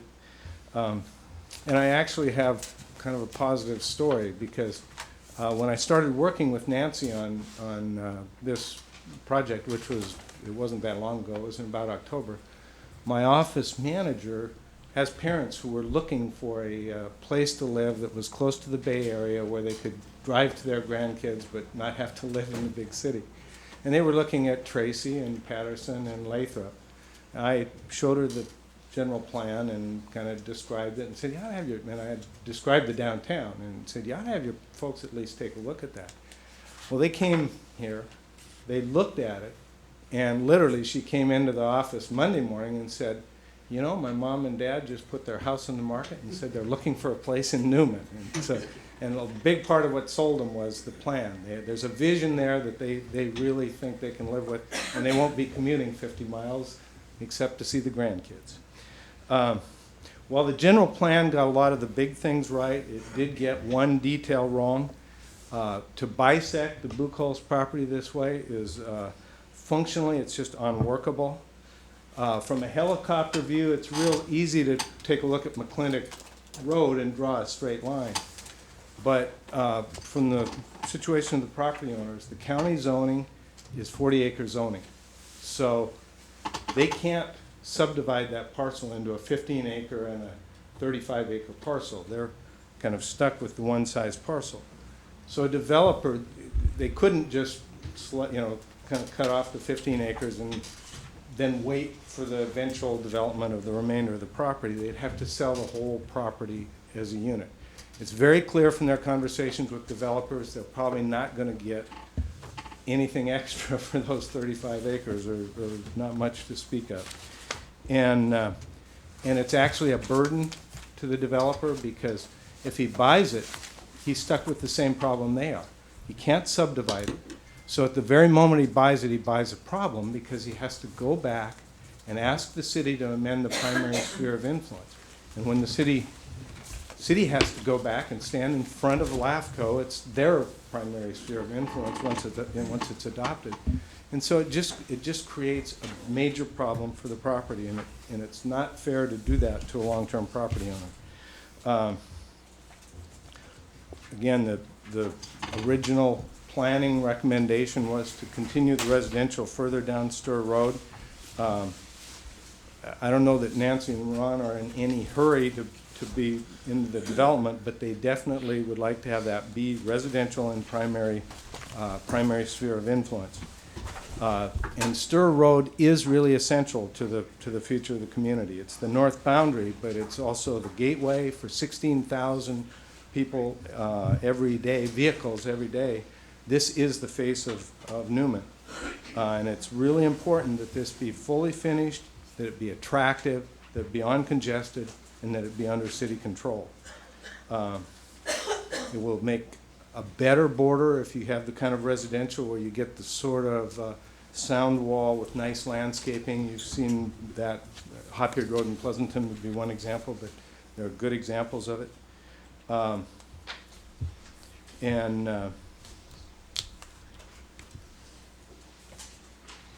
The idea of putting industrial along there, right along Stur Road. If you get industrial facing Stur Road right there, it'll scare more jobs away from town than it will bring in the long run.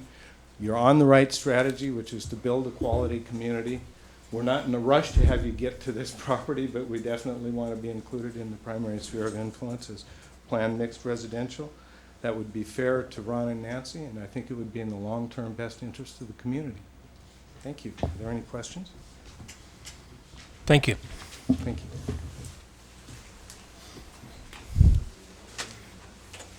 Further comments? Questions from the council? No questions?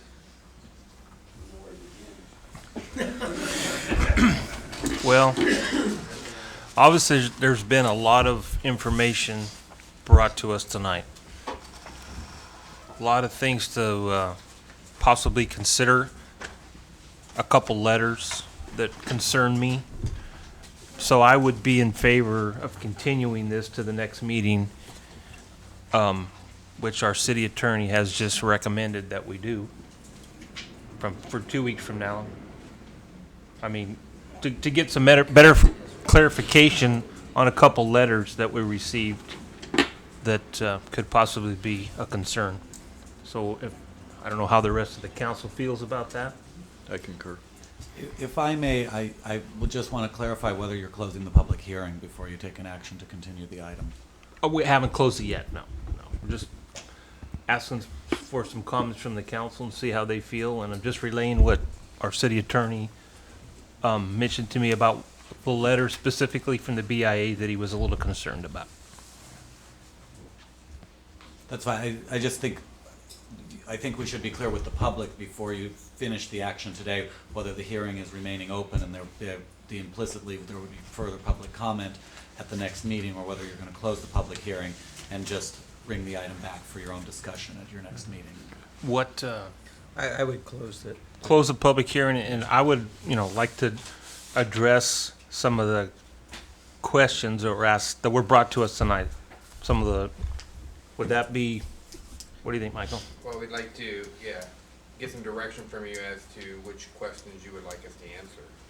Well, We have a list of stuff that we heard. Mhm. I mean, do you want us to go back and address them all? A lot of them some of them have been addressed in your final EIR already. I would think, I would like just a quick sentence or two about everyone's comment that we heard tonight. People that ask questions tonight and address certain things. If we could just have at our next meeting a quick run through and a comment on some of the things that were mentioned that maybe were legal, that weren't. They were questioning some of the things that were in the EIR and the general plan. That's what I'd like to see happen. We could do that next time, or I could actually do it quickly verbally this evening if you prefer that. I would probably, The audience here. I would like to see it next meeting because I did not write down what every people, I don't know how the rest of the council feels about that, but. Well, can we try to address them tonight, and then some obviously will carry over, like the BIA letter. Right. Will carry over, but there may be some that we can get off the table right now, and I don't know.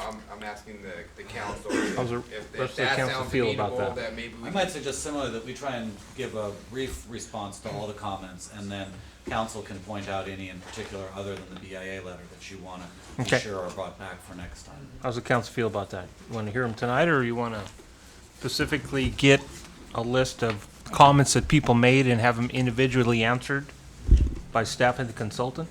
I don't see any reason to be in a hurry on this. A lot of people spent a lot of time and a lot of work, and I would hate to rush through at this point in time just for expediency of satisfying the closure of this. So I'd prefer to put it all off for 2 weeks until our next meeting. Bob? I would concur with that. Ted? I concur. Can all you come back next time?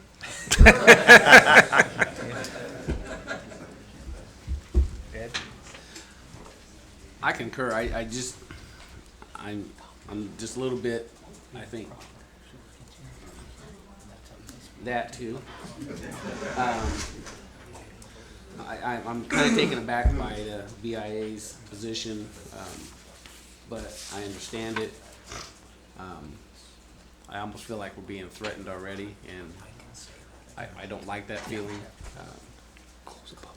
I've always felt that developers should pay their way, and I just, being a former school board member, I can feel their pain as well, and I just don't like the feeling of being threatened. But I concur. I'd like to wait and then let our city attorney dissect the letter and then come back 2 weeks. David, has anything ever happened that way? Are we legally protected? I am not your attorney. No, no. What I, You do this for a He's living. cutting in, Tom. What I can say in this regard is that we have attempted to model the policies. I think there's one in particular that Mr. Stone was referring to after similar policies that are in place in other jurisdictions, most particularly the city of Livermore. Excuse me? It's an ordinance as well. And it has been successful in the city of Livermore. I might suggest that your city attorney talk to their city attorney and I could put them in touch. I would say also, and this is not a legal opinion at all, but I think that I might suggest to the BIA representatives who are here and the other developers that we could probably get in a protracted legal battle over 2 or 3 years over this issue and keep everyone from building anything for that period of time. And I'm not sure if that's to the advantage of the city or, frankly, the development community. I think what Michael has tried to do and what I've been a witness to is to see that that there would be a voluntary and mutual decision to move forward with a level of assessment towards addressing school impacts that does exceed state law, but which is voluntary and which allows the kind of high-quality schools that Mr. Stone has said that the BIA is also looking for. I think that's the intent here, and I certainly, having worked so hard on this plan for the last 2 years, would hate to see it tied up in litigation for 2 or 3. At the same time, I think that Mr. Stone and the BIA understand the city and the school district need to find some way to ensure that there really will be quality schools. And I would say, contrary to what Mr. Stone's letter might suggest, that I think it's pretty much an accepted fact that $2.63 a square foot is not enough to provide adequate schools. Mr. Stone pointed out that there are state programs available to help to fund schools. Those certainly should be taken into consideration, but I think all parties need to come together, and I think we had hoped, not Mr. Stone's comments notwithstanding, that we had already moved towards a consensus that all parties, including the BIA representatives, could live with. I think that a couple more weeks of negotiation and research into this might be a good idea. If everybody concurs with Mayor, that. Go ahead. If I could, I just wanted to add that this wasn't something that the BIA dropped on us here at the last minute tonight, as it might have looked like. Mr. Stone talked to me probably 2 weeks ago about the one particular provision that he pointed out, and I tried to allay his fears. It was really more of a collaborative, trying to build towards this collaborative that everybody's talked about. But, you know, they have a right to take issue with the specifics of the language. And Mr. Madison, who signed the letter, did call me today. I wasn't able to get back to him this afternoon. I was in some other negotiations. So just want to make that clear. And the voluntary approach that was brought up is where we're coming from. We're not intending to be confrontational or threatening in any manner. We just want to follow the letter of the law. That's all. Okay. If everybody concurs, then I'm going to close the public hearing, and I'll let Tom, we will continue this to the next meeting, and I'll let his version, what he just told me here. Yeah, I about just what we're wanted gonna do. whether you close the public hearing or not, under the Brown Act, everybody has the right to comment on an agenda item on your agenda. So this won't foreclose you having people speak on the item. Now, it may affect their rights in litigation because it's not within the context of a public hearing.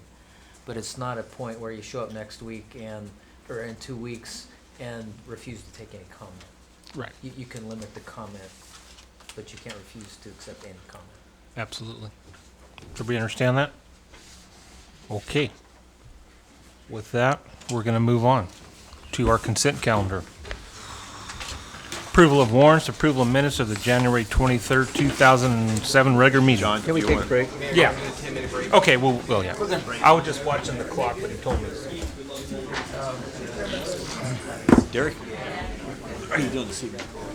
Derek, how are you? Thank you for coming. Fun.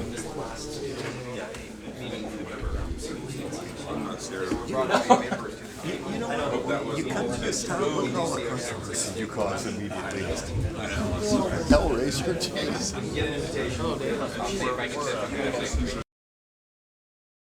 Consent calendar. Item A, approval of warrants. Item B, Approval of minutes of the July 23rd, 2007 regular meeting. If there's nothing to pull, do I have a motion to approve the consent calendar? I move to approve. Second. All in favor? Aye. Opposed? Motion passes. Thank you very much. Thank you for closing that door. Item 10, regular business. Item A. Well, it's kind of noisy out there. Not you, Bob, sorry. Presentation by Supervisor DeMartini on the Crow's Landing base selection process, which there was a meeting today, which I did not attend because they had the presentations, and this would have been the 5th time that I seen them, so I waived that meeting today, and I will definitely be at the one on the 27th. Supervisor, thank you for coming this evening, as always. Good evening, Mayor Fanazia and council members. I'm Jim DeMartini, County Supervisor for the 5th District. We are on the agenda today to explain the timeline and the process for the development of the Crow's Landing Naval Air Base. I have with me tonight Keith Boggs, CEO's staff, who will do most of the talking. And we will try to answer any of your questions. As the mayor said, we've heard the presentations now. I've had 3 times, 3 or 4. So believe me, I know the subject fairly thoroughly. I'm just going to give you just a brief timeline before I turn it off to Keith Boggs. The property was a former military base. The legislation that began to turn it over to the county was signed by President Clinton in 1999. The county actually took possession of the property in roughly about October of 2004. The county at this time has all but, of the 1,500 acre site, about all but 120 acres that still be going some environmental cleanup by the Navy. I don't know what the timeline for that is, but I would think it would be at least 1.5 years before it was all cleaned up and we had the entire property. After President Clinton had signed the order to begin to turn it over to this property over to the county, a Crow's Landing steering committee was formed in the year 2000, sometime in the summer or fall. The steering committee has met quarterly now for almost 7 years. And we've been very upfront and open about the development of this base. It is for industrial center, for jobs and economic development. It's a fairly large project, 1,500 acres of industrial park. The project area has 2 runways. The steering committee has recommended that one of the runways be removed. It would give us a larger area for the industrial park. It was an option that the steering committee had. We had 3 different scenarios. One of them to remove one runway, to leave both runways, or to remove the other runway. So we are, at least the scenario that went out for request for proposal left the cross runway and took out the one that was more parallel to Highway 33. When the request for proposal went out, there were 3 different developers that sent in proposals. One of them came in past the deadlines. It was returned unopened. The 2 that did get their proposals in on time were West Park, which is a group out of Sacramento, and Hillwood, which is in Southern California, or really from Texas is where they're really based. So that is the timeline to how we got to where we are today. Today at the Board of Supervisors meeting, the 2 developers presented their proposal formally to the board, and it's already been presented to a selection committee and a steering committee, and then finally to the Board of Supervisors. This was information only. We have some more staff reports yet that have to come in There's another rail report that we expect on Friday. And the Board of Supervisors will make a determination, most likely on the 27th, about what direction that we're going to go.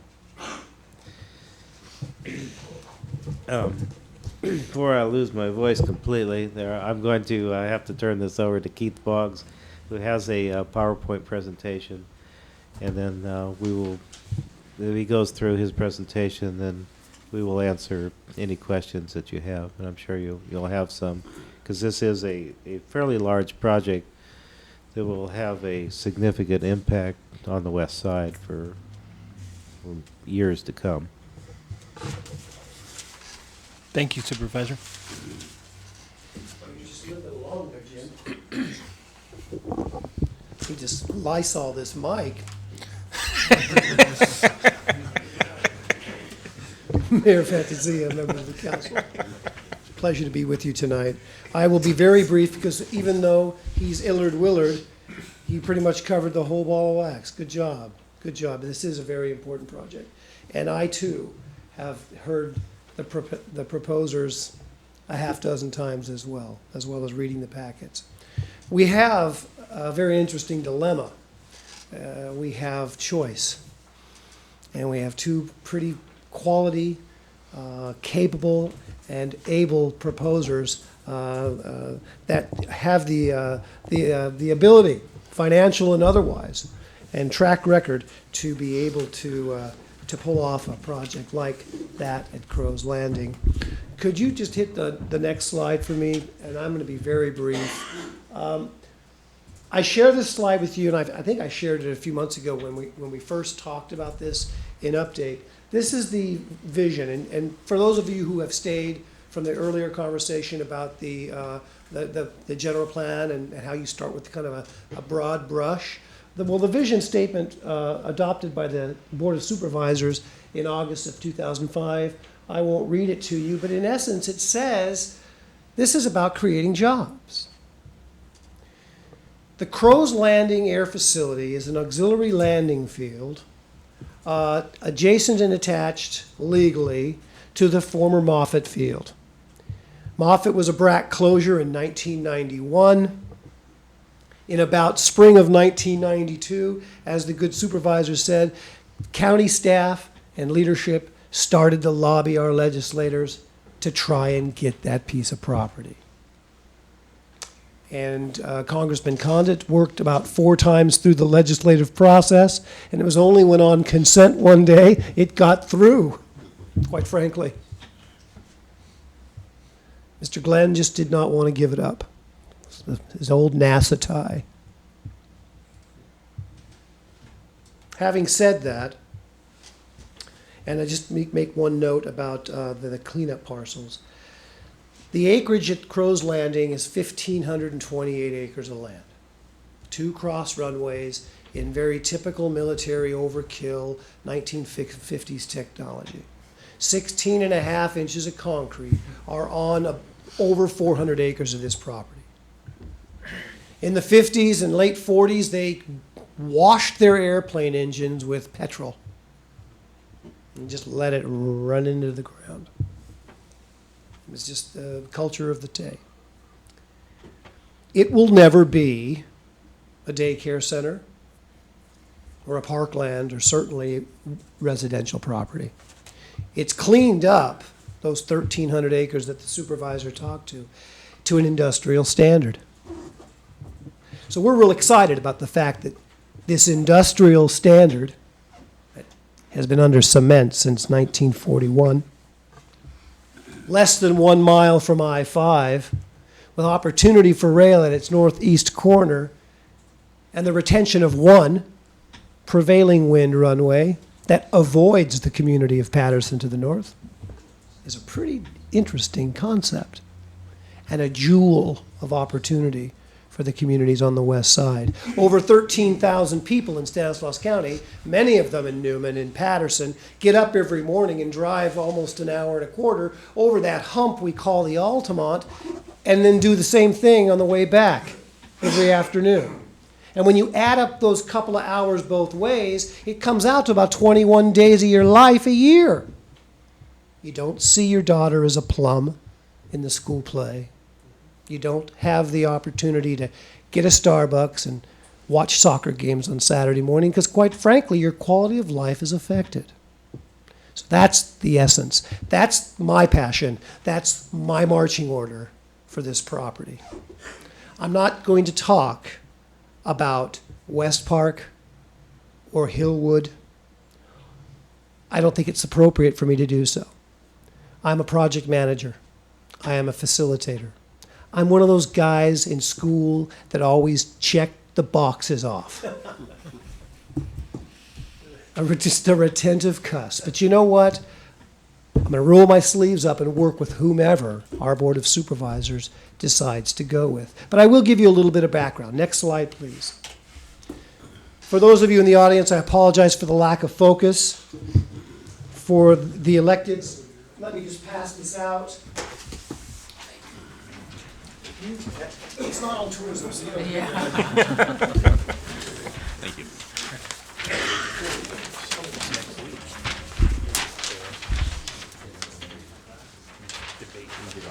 Okay, I was sharing with someone in the audience on the break a key fob that I have. You know, those things you put on your keychain from 2004. I had 800 of those key fobs made. And we had a white tent and a big hoopla. Remember that? I remember Mayor? that. Yep. Those 800 key fobs went like hotcakes. I got one because, you know, I took the first one out of the sack whenever they came in. But it was a celebration, and the county was taking ownership. And I've had so many people of late tell me, where did this come from? This is all happening so fast. 1991 BRAC closure. From 1992 to 1999, we tried desperately 4 times to get the property. In 1999, President Clinton did sign Public Law 106-82, and then we had to clean it up. The U.S. Navy cleaned it up, actually. They're the responsible cleanup party. And in 2004, that key fob went out to 800-plus West Side folks. And we've been talking about this process for 15 years plus. Now, it has ramped up since October of 2004. I took project management lead on this project at the end of August in 2005. And between October 04 and August 05, we had some homework to do. We closed a couple of wells. We wrote a document that said, when we do get to development and we find anything ugly, this is the protocol we're going to use. Who we're going to call? Ghostbusters. To make sure that no one gets hurt. We had processes to go through. We actually re-upped our agricultural lease for 3 years with a group called Pride of San Juan out of Hollister, a Chase the Sun organization that's a quasi-organic firm doing wonderful work on site, because we knew it'd take at least 3 years once we had ownership to get to where we want to go.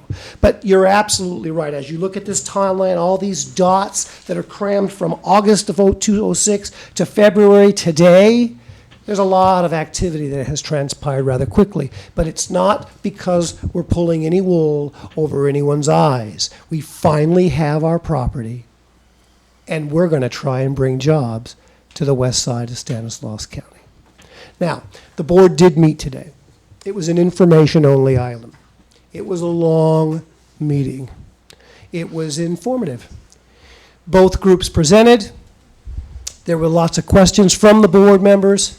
There were lots of questions and comments from the citizenry. Some folks from your own community, from the community of Patterson as well. I think it was healthy, it was inclusive, it was transparent, and those are the edicts that I hang my hat on. 2 weeks will transpire. This process will germinate one more phase. We'll all hear it again in very brief fashion on the 27th of February, when we come back with a staff report. That staff report will provide a 10-minute opportunity for both of the proposers to, in essence, give a summary statement of their proposal. The board can do many different things. The board can say, to heck with this, let's start from scratch. They can recommend both forward, and then both of these proposers can make a decision whether or not they want to invest the dollars that it will take to go to a phase 2, to a pure request for proposal, and the studies and the analysis. Both of these proposers have requested an exclusivity for 1 year to get to a master development agreement, because it's expensive. But that might be that's a choice. ESA Airports, as you know, is under a contract and on hold with the county. We started this process already. ESA Airports, with multiple subcomponents and subconsultants, started an environmental process, general plan amendment, master planning process, airport layout plan. They helped us with those 3 scenarios, one of which the board picked. All of that process started, and we said time out. We paid them 31% of their product because we were getting a sense from the private sector that there was interest. And from day one, the board has said, we don't want to go this alone. We want the private development interest to participate. It makes for better projects. It makes for better funding opportunities. It's more flexible. You can share the burden, share the wealth, share the love. So that's where this process is as of today. Next slide, please. And I've talked to that, so go ahead, move forward. 2 proposals, Hillwood Properties, a Ross Perot company out of Alliance, Texas, and also Alliance, California. They've got properties all over the world and an arm's length list of clients, and I won't go into any detail because I said I wouldn't. And we have CCP West Park, a Jerry Camillo's company, Metro Air Park, again, another arm's list of impressive projects, several in the pipeline, one in San Joaquin County currently, Mariposa Lakes, another one you might have heard of, a Mountain House, a planned community several miles from here. Next slide, please. I do have 2 maps. These proposals, because when I mentioned earlier that there was choice, they are also, fair to say, dichotomous, these proposals. Dichotomous in the sense that they come at this with different perspective. The RFP asked for a reaction to the footprint, but there was enough liquidity in the language to, I believe we mentioned the word entrepreneurialism, an opportunity for flexibility and share vision. The Hillwood proposal looks at the footprint. That was the RFP. This is what we do with it. There's your prevailing wind runway. You've got the various legend, large warehouse and industrial. You've got light industrial. You've got business park. You've got incubator. You've even got a little bit of red down there that's retail for those 8,000 plus employees that would be there. Infrastructure issues, water, sewer, drainage, all that stuff aside. That's the 2-paragraph version of what their plan is. Next slide. The West Park proposal is more visionary. It's longer term. They basically said, and I'm going to paraphrase, and Dean, you correct me if you think I'm stepping outside, but basically today they said to the board, we think we need to look longer term. A few moments ago you talked about your general plan, and it's the 2030 plan. That's the approach that they took. They looked farther out, longer term. They included not only the air facility that is the RFP, but they said, what if? Next slide, please. Actions to date, gobs of actions to date. This gentleman right here who's ill, and I make fun because, you know, I've just befriended him. I don't know what's in the water over here on the west side, but you guys, you pick the right ones with regards to your supervisor. He goes to everything, every chicken dinner. I tell you what, and you know, and he's not well tonight, but we have been so transparent in this process. He's responsive, you know he is. And we've been to the West Stanislaus Fire District, and we've been twice to the community of Crow's Landing and their community services district. And they meet at the firehouse. I've learned more about the West Side community hanging out with this gentleman than I ever did, and I've lived in this county for 20 years. That aside, this process, we will continue to come out here. I enjoy being here. and appreciate the opportunity to share. We've got a lot of work ahead of us. Both of these proposers, when the decision is made to go with one or the other, or whatever that decision may be, only starts a negotiative process. All that means, really, at that juncture, is that we're going to enter into a conversation with one and start a process of negotiation forward. And we're going to put a whole lot of teeth in that negotiation forward and represent the West Side community such as Newman. That's as far to the edge as I'm going to drive my boat tonight, sir. Any questions? Keith, thank you very much. Let me just read a little paragraph here that working with the city of Patterson that we've come up with. Should I read that, Michael? The little, because the city of Patterson has asked us to draft a letter jointly between us and them just on our concerns. And Newman City Council supports a project which does not contain a residential component to the project, which stays within the existing boundaries of the Crows Landing Air Base, which respects and fully mitigates impacts on communities on the west side, and which is capable of delivering services and utilities to the project site without using resources earmarked for other projects from other communities. That's kind of a generic thing that Patterson also, I think they formally submitted their letter, which kind of says about the same thing. What does our council think about that? I think it stays to what the original RFP was to the proposers, and that's what. If I might, also just, the mayor and I have gone to Patterson, and we have sat down with Cleve Morris, their city manager, and Becky Campo, their mayor.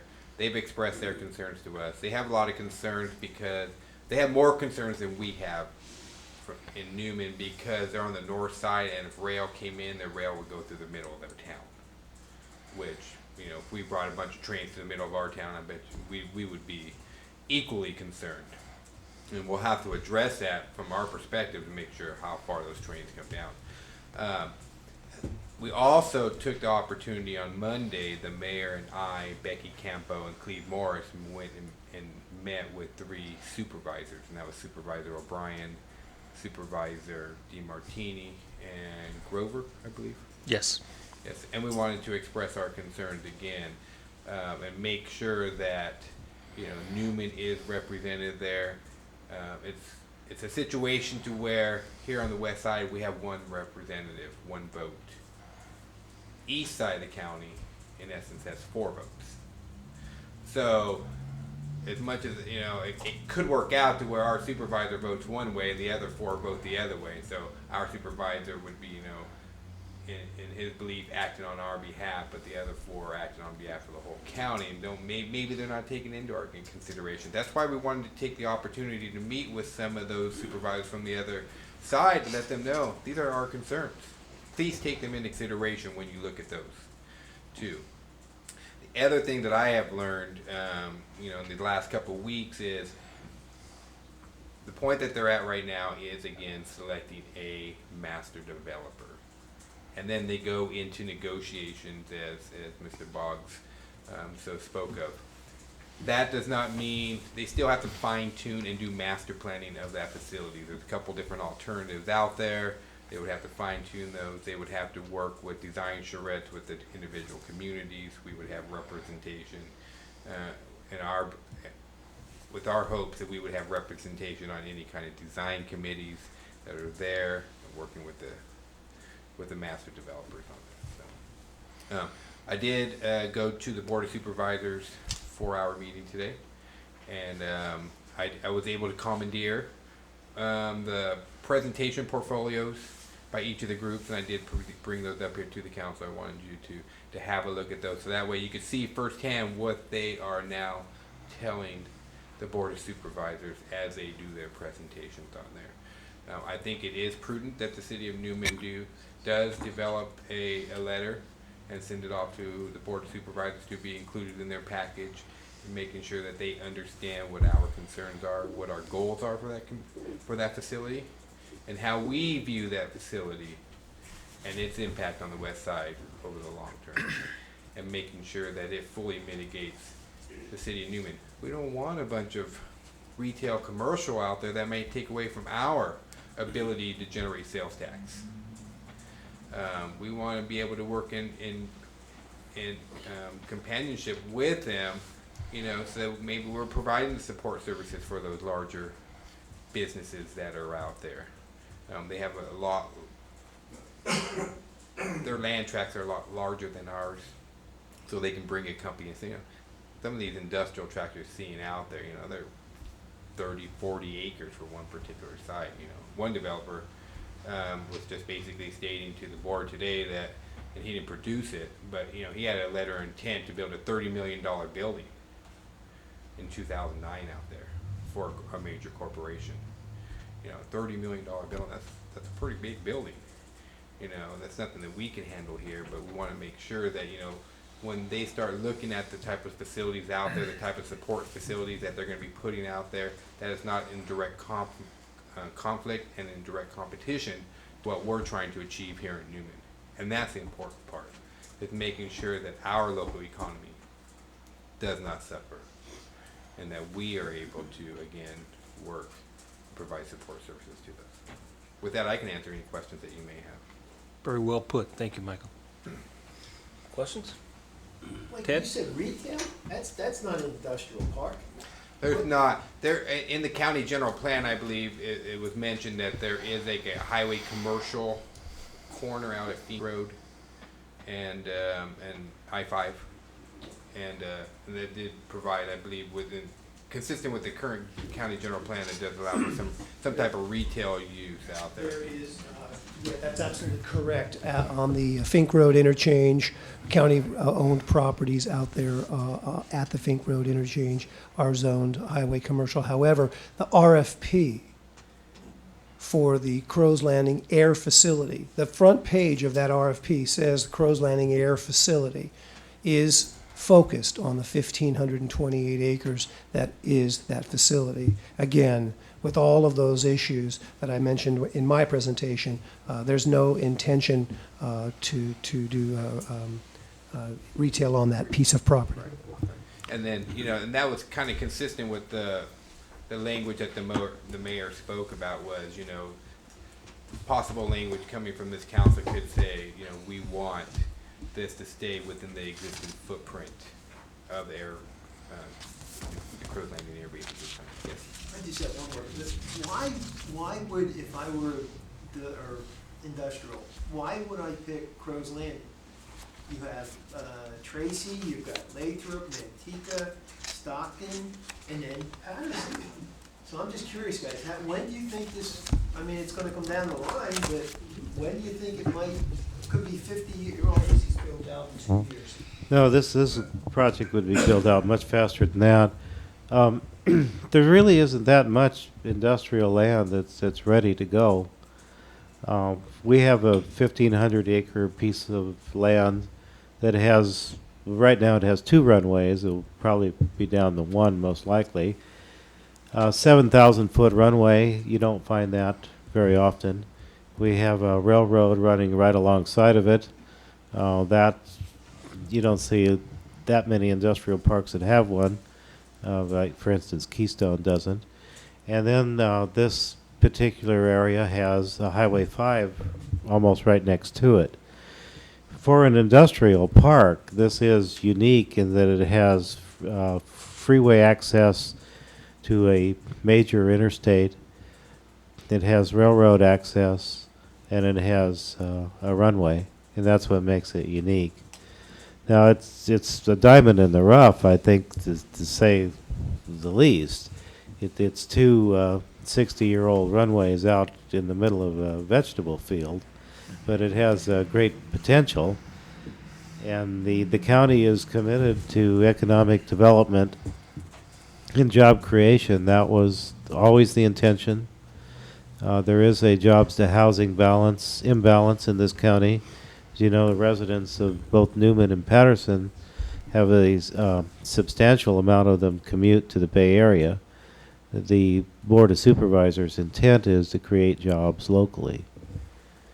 And this is a unique property that which we got for nothing. So the price was right. So we're trying to develop it into something. Jim, what's your idea? Why the runway? I mean, what do you expect coming in? Are we all right on this? I don't mean to start. Go ahead. These are questions I've had for a long time. Ted, pull your mic closer though. See, Bob's upset back there. What, do you want to answer? I mean, the original intent when we first started looking at this was air freight. But as we began to look at that, we found that there was too much competition for that, and that really wasn't going to be feasible. Right now, the thinking is that it would be commercial jets, and one of the proposers is proposing these very light jets or something, something new. Small jet aircraft that are coming into production now that hold from 4 to 6 people. They think that those might be based there, might even be manufactured there, perhaps. The runway. We also have been in talks several times with the Department of Forestry, who really I think would be one of our better tenants, and they are considering moving their aircraft from Hollister over to the air base. If they should decide to do that, then they would let the county be available for money from the FAA for much needed improvements to the runways, to put in fuel tanks, to fix the tower, and to make it more of a viable airport. And the Department of Forestry, I think, would be good. Not only could we count on getting the check every month for the rent of the space, but they would allow money to be made available to us from the federal government, and they wouldn't be using those runways that much either, because they're just used for fires. They would, for the most part, be parked most of the year.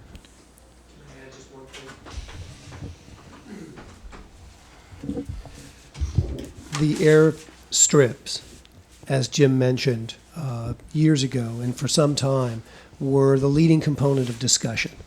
We had rather large visions of Pacific Rim flights to China and elsewhere. And quite frankly, it just doesn't pencil out. OAK in Oakland with their expansions, Sacramento within the next 2 years going international, and with Mather right next door licking their chops with opportunity to do the same. We've seen the fledgling try in Stockton with their Valley Fresh and what have you, and some meager successes in Fresno. And not too terribly far from here in Merced, Castle Air Force Base, and they've got 10,000 feet of runway. They can land all kinds of stuff there. It's just saturated. And most cargo is in the belly of passenger planes. This runway component is icing on the cake. It's general aviation. It's hobbyist air. It's corporate air. It's that light jet opportunity. It's a lot of those various types of components. It's California Department of Forestry. It's public service opportunity because of its proximity to I-5. It's so many of those kinds of things in a collage that makes the business park, makes the industrial area all the more attractive. It's a 2-minute hopper flight to Silicon Valley. You can get your R&D folks in real quick. It makes it more attractive for, see what I'm saying? For that, for a corporate headquarter to consider an area like that if they have the avenue that that type of general aviation would afford. That's kind of the general. Keith, I have one additional question. Maybe you want to answer, or maybe Jim. The footprint the map that you put up there with the buildings and is that the entire 1,500 acres? That's the footprint. That's county-owned, 1,528 acres. sans the 176 that's still being cleaned up. That's the whole footprint. Because I saw part of it went across the Delta Mendota up to Fink Road in that little triangular section. Right. That's part of the airbase That's part also. of the airbase. You could actually round that off to one square rectangle, and you'd have not 815 contiguous acres, which, by the way, 815 acres is what the entire Patterson Business Park is, 225 of which is Keystone, which is 60+% built out since 2001 with Coles and Walden in one fell swoop. Okay, 1,000 jobs in 100 acres, not a shabby rotation. You could do that rather quickly and add another contiguous 500 acres, 400 acres or so, with that Marshall piece and the piece below the Delta Mendota. I know, Bob, I know. It's an opportunity in the making. If Thank I you. could say that the more things that you have to offer in a business park, the better chance you have of attracting a variety of companies. Companies that are looking to expand or build new plants have already made the decision to do so by the time you hear about it. They've already decided we're going to start a branch in California somewhere. So they are looking for specific criteria in a business park. I can give you some examples of what they might be looking for. Maybe they have to have 80 acres to make it work for them, or 40 or 60. So if you don't have that much available, they go on to the next town. Maybe they do need air for some reason for their facility. Some industrial users do have to have an airport. Some of them have to have rail. And so we have everything there for everybody. So as businesses are looking to locate, they will be looking to see what we have to offer. We have large lots of land that will be available.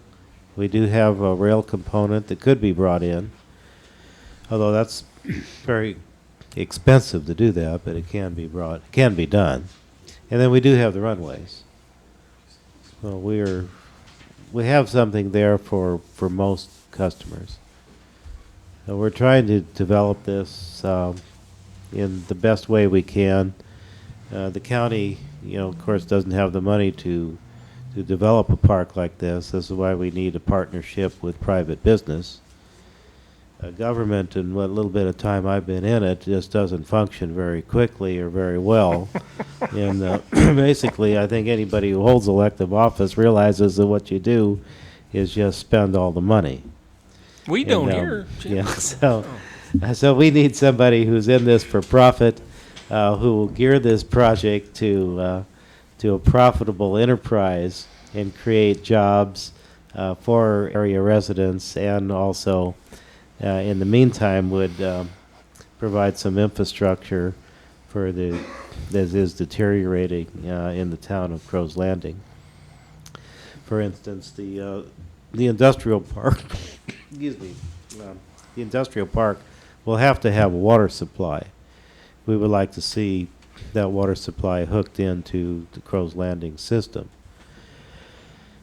The industrial park will have to have some type of sewer system. I don't expect it to be a big, heavy water user like a cannery would be, but it's going to have a sewer system. And we would like to see Crow's Landing hooked up to that system. And that entire area is in a special redevelopment area just for abandoned military facilities. So we hope to improve things and make it better. We've been very careful with every step along the way to be sure that we're sensitive to the communities and that we're working in the right direction. We've had public meeting after public meeting after public meeting. So whether you like the plan or not, please don't ever tell me you didn't know anything about it. That we just that all of a sudden we just sprung it on you. This is a far different deal than what happened with the landfill. And I'm quite aware of what that problem was. So I've made every effort to be right up front with this one. So there is no hidden agenda or backdoor deal, we are presenting exactly the way that it is. We appreciate that, Supervisor. Further questions? John, Comment? would you read the proposed letter again? Again? Just to cover the high points. Newman City Council supports a project which does not contain a residential component to the project, which stays within the existing boundaries of the Crow's Landing Air Base, which respects and fully mitigates impacts on communities on the west side, and which is capable of delivering services, utilities to the project site without using resources earmarked for other projects or communities. John, do you mind if I introduce myself? Sure. I didn't want to come all the way down here and not let you know I tried to be here. My name's Dean Andel. I heard a guy earlier say he was recovering something. I'm a recovering politician, and but I'm a representative of PCCP West Park, one of the proposers to the project. And in the interest of fairness, I'm not going to give you a big pitch tonight because my opponent's not here. But I just want to let you know that we came and we're hearing the West Side comments. I mean, this has been a lengthy Byzantine process that we've gone through, and poor John here, he probably knows as much about it as any of us. I mean, you've sat through hours and hours and hours. I think I probably could give the presentation. I think so. Yeah. So if any of you have any questions, you can ask John, really. I did want to, just because I'm here and Councilman Kelly's questions, I think, were very important. I'm not going to object to your resolution or anything like that, but I just wanted to let you know from our perspective, the answer to the question, why would people come there? Without short-haul rail, I think the answer is they won't. That's the bottom line. That's why our proposal's built around the possibility of getting short-haul rail. I just don't believe that it's special without that.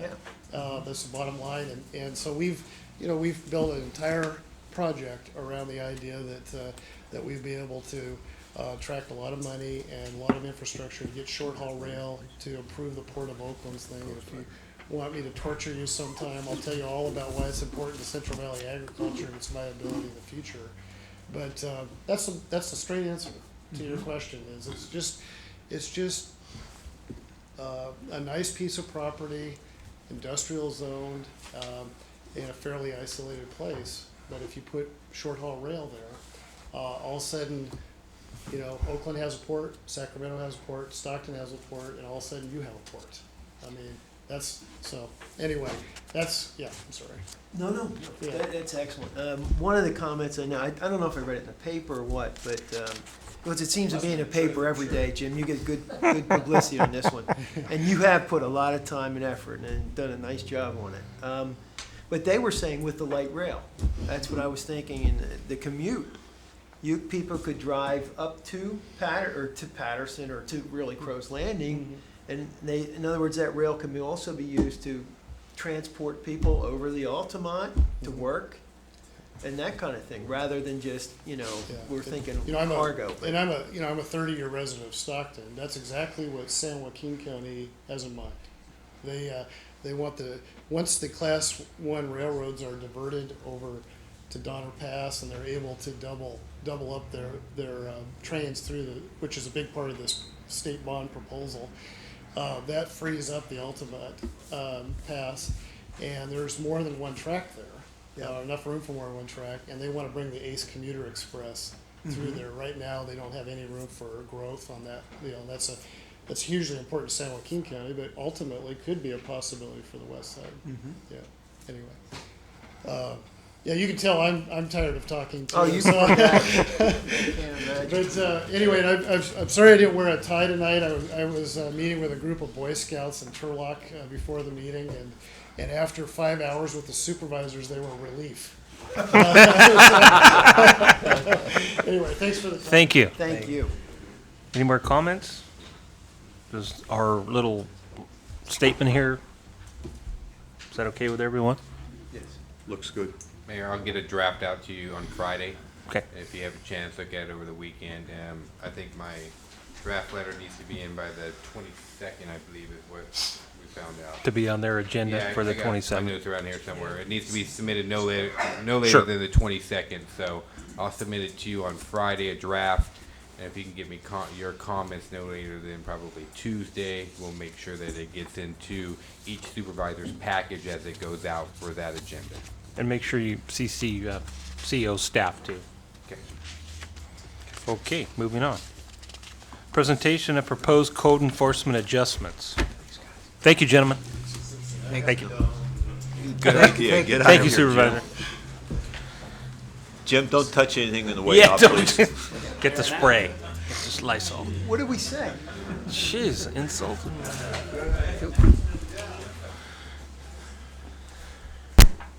This is how it usually looks. I know. Thank you, Mayor. Tonight we have what we're submitting to you is a report on a couple different issues here, and these are some proposed additions to our code enforcement, and they're not necessarily part of the program, but they're ideas that we want to float past you. With your concurrence and direction tonight, this will be scheduled for your meeting on the 27th, at which time we would hope that the council would introduce the ordinance and then follow it up with the first meeting in March for a second reading and adoption, publication, and then full enactment. Also, we would, as part of the process and whatever the results are, we'll work obviously with through an educational process and get it through and work with Dean Harris and the newspaper to make sure that the word gets out as to what we're trying to achieve here and why we're trying to achieve it, and continue to do that. And then we'll follow after that. We'll do our following up code enforcement program, education first, and use that for the first period of time and before we start full enforcement. So, with that, I just want to run a couple issues past you guys, and then if you guys have any other pet peeves that you would like to throw out and have staff make sure that we include at the 27th, then we would be more than willing to so do so. The first one really deals with the placement or the storage of garbage containers, and I know that has been a sore subject for lots of not only members of the council but members of our community. Some people within the community don't like to take their garbage cans in for whatever the reason is, and the way our code currently reads, all they have to do is just move it right behind the sidewalk. They don't have to take it any further than that. How far? Just behind the sidewalk. That's the way the code currently reads. What we're suggesting that we add would be language that's, and so this is the way the code currently reads. All curb and alley service customers shall place the refuge at the curb or in the alley no later than 4 a.m. on the day of the collection, and shall remove their containers from the curb or alley on the same day of the collection. There's no qualifiers in there, and that's what we're looking to add. So what staff believes we could add to add those qualifiers would be, and just go on, and be stored behind a wall, fence, or within a building and not be visible from the public right of way. And what we're trying to achieve here is, and try to,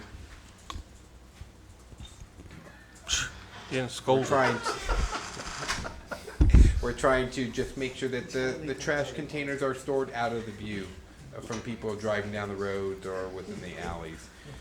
Just again, as you look at the vision of the general plan, there's a consistent theme. Aesthetics are important to us in keeping our small town charm, and just making sure that people are storing these in locations that their neighbors don't have to stare at them all the time. And the other parts of that are, if it can be out, when the wind blows, some of that trash could get out and start littering up the neighborhoods and those types of things. So is there any discussion on that particular bullet point that, or what are your thoughts on that one before I move down?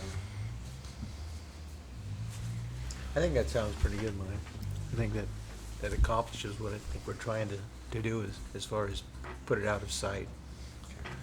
I think the only thing that I would mention is, it's all about education first, and I know we talked about in the past, people that maybe are elderly or disabled that are having a hard time with that will have to look into that. Maybe they have to have a neighbor help them put their garbage out and put it in the back or something like that. I wouldn't want to go around finding people like that unless they're aware, unless somebody's able to help them do that. That would be one of my main concerns. Well, there should be hardship allowances made for any of that, certainly. Yeah.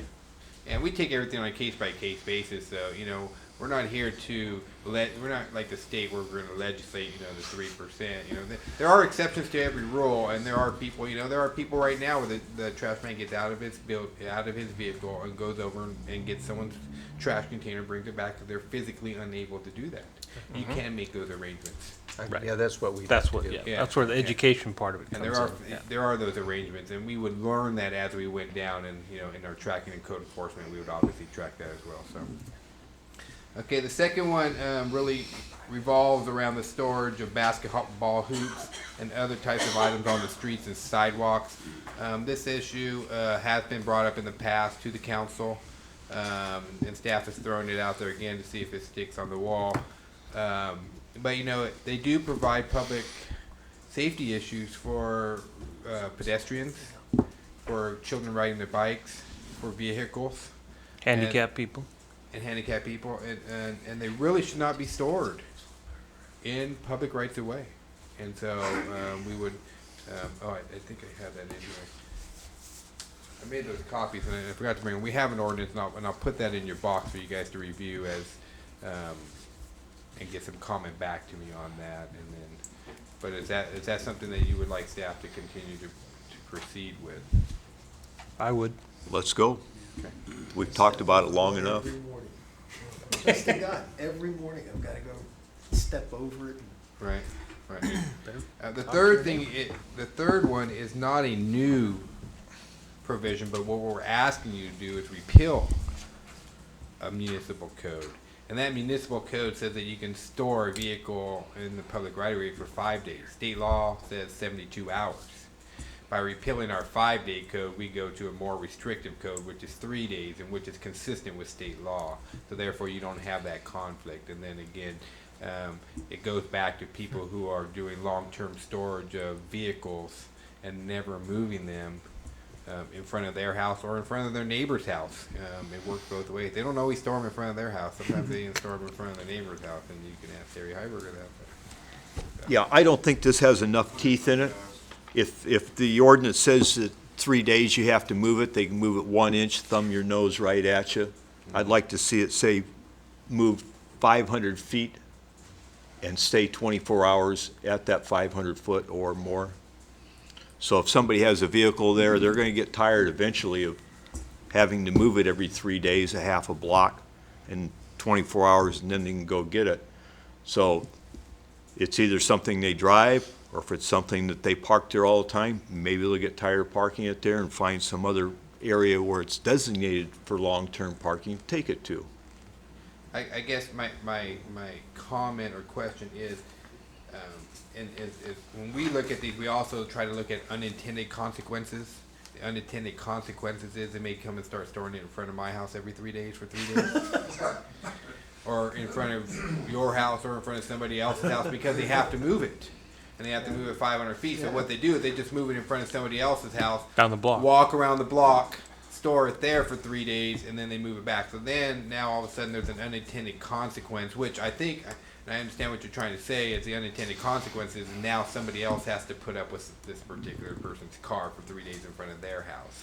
Well, if you don't have something like that, what good is it to do at all? Is it better to move it, if it's in front of Ed's house, which is next door to me, and it's my car, I move it 1 inch in front of Ed's house and I've accomplished the same thing. But if I've got to move it 500 feet and for at least 24 hours, eventually I'm going to get tired of driving in front of Ted's house and then move over to John's house.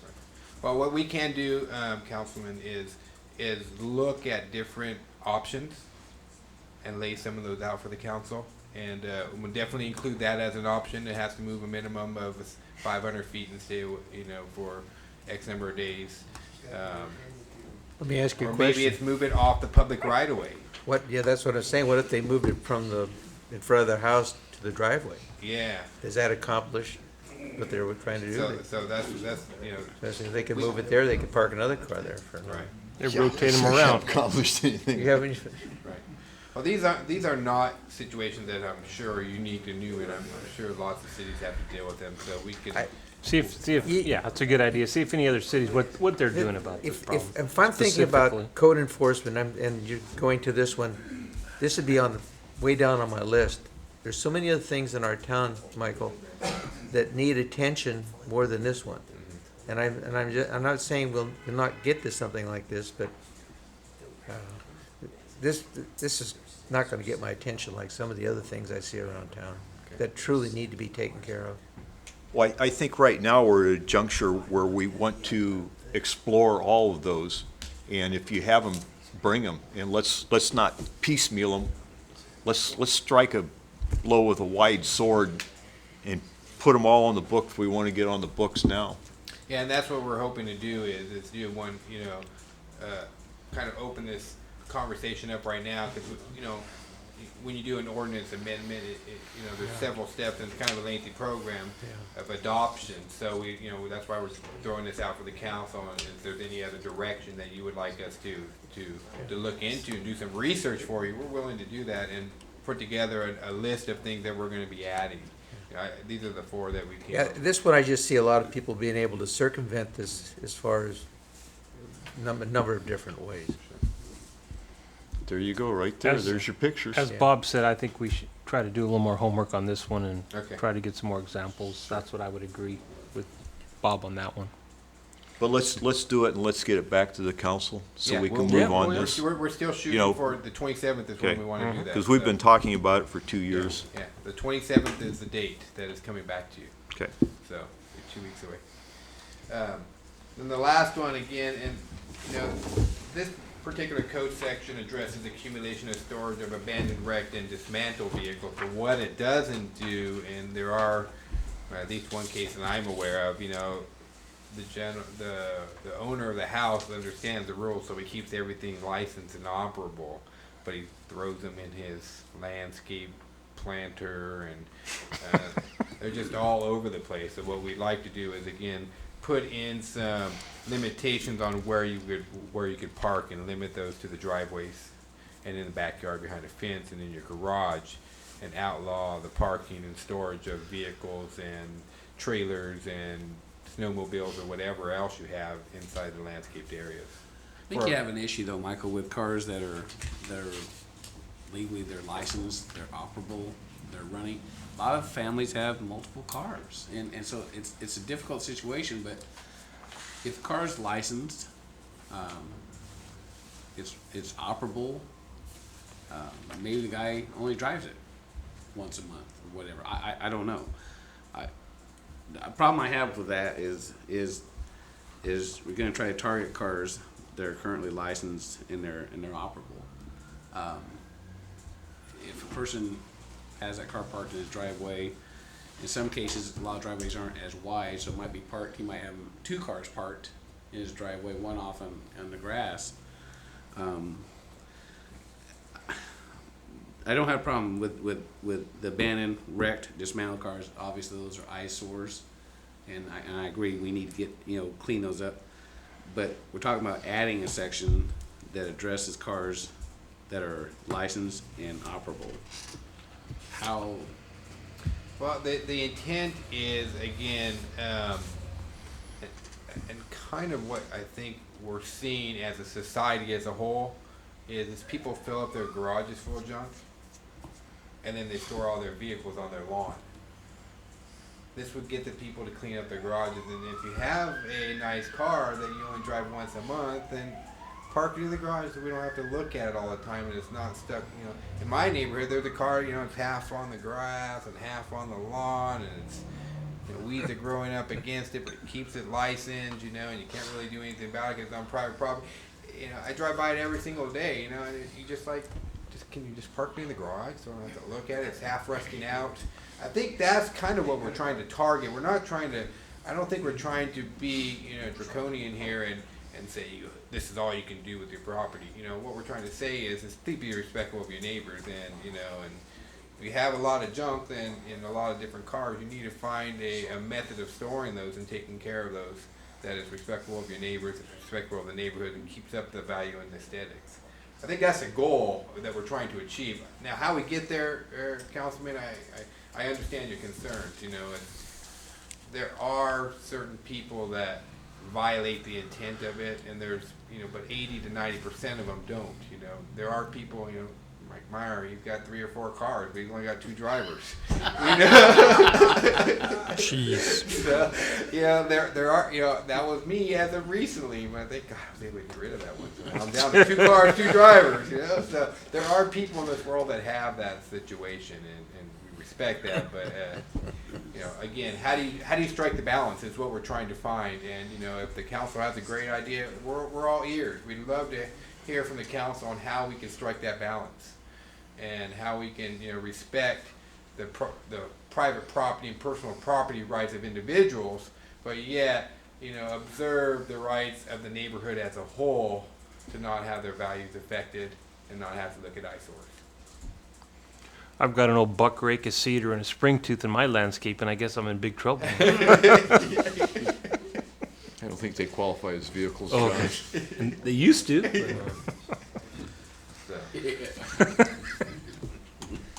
No, I agree with Ed in this concern. I mean, you know, it's going to be almost have to be like a case-by-case basis and, you know, really check things out. As you said, some people have more cars than they drive in weekends. I mentioned that because as I was walking the streets and campaigning, I talked to one gentleman, and that was his specific complaint that he keeps getting his vehicles tagged, and I being familiar with the ordinance, he says, but they all run. He has 4 vehicles, and he's the only one who lives in the house, and they're all licensed, and he has 2 parked in the driveway and 2 parked on the street, and he keeps getting tagged. And so I simply said, well, you know, just move them periodically, you know, every 3 or 4 days. You know, you need to move them, move one out of the driveway back on the street. And his complaint is, they're all licensed, they're all running, I just can't drive them all. And who am I to say, well, sell 1, sell 2, sell 3. You know, maybe he's a car freak, just likes to have a lot of cars. So I think that's going to be an issue. Granted, you know, there's a lot of people out there that have cars that are junk vehicles or parked on their driveways and yards, and those are ones I think we need to target. I think we're going to have problems with vehicles that are currently registered, they're operable, and in some cases people have more cars than they have drivers.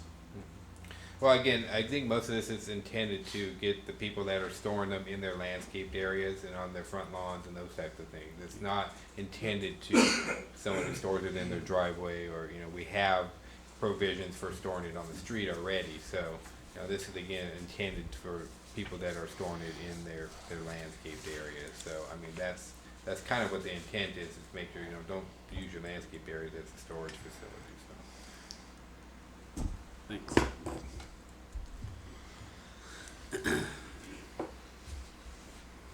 So you do some more Bring it homework back, for the let's next go. meeting. Yeah. Okay, well,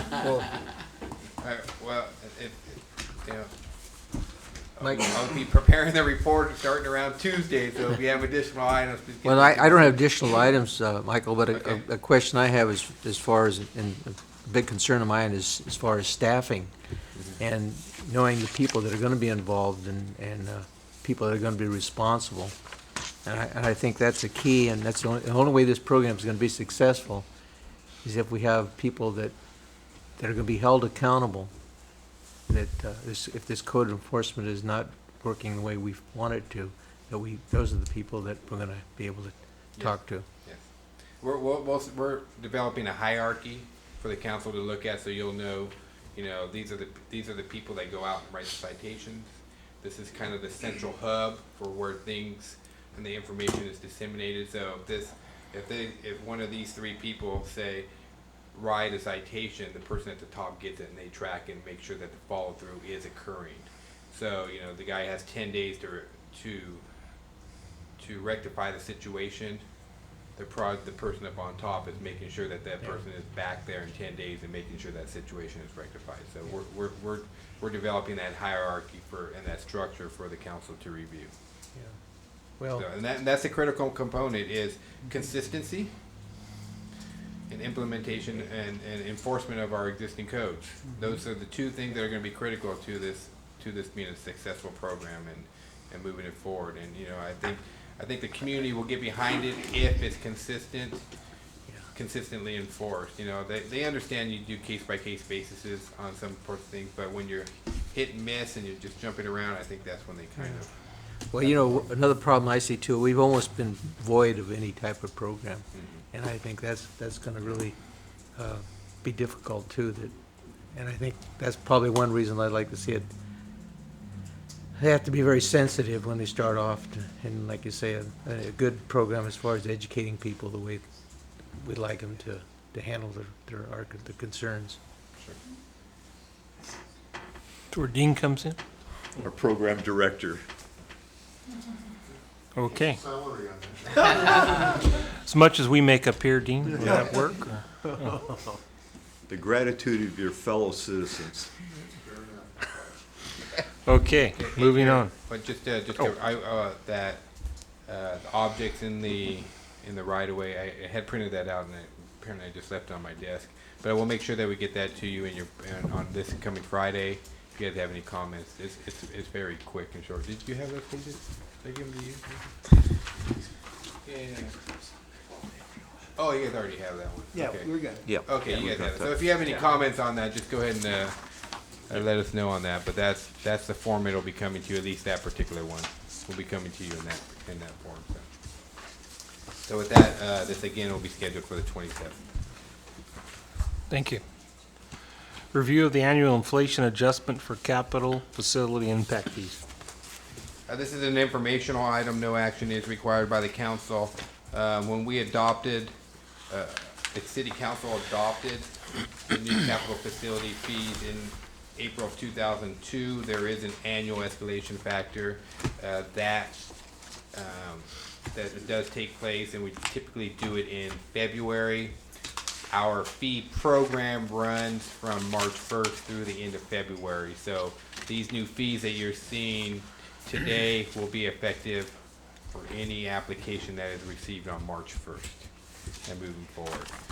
This is one mechanism that we use to make sure our programs keep pace with inflation and the increase in costs associated with construction. Questions? Okay, moving on. Items from the city manager and staff. I have just two things today. The first one is I just wanted to remind you that the open house for the pull apart is a week from tomorrow.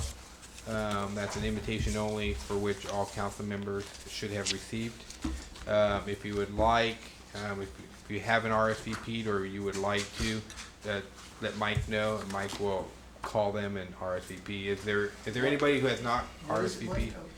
The new product that's being built on Hills Ferry? Yeah, the Villas. Yeah, the Sherman Villas. Okay. Well, on the 21st of February, they're having a VIP open house. They'll be.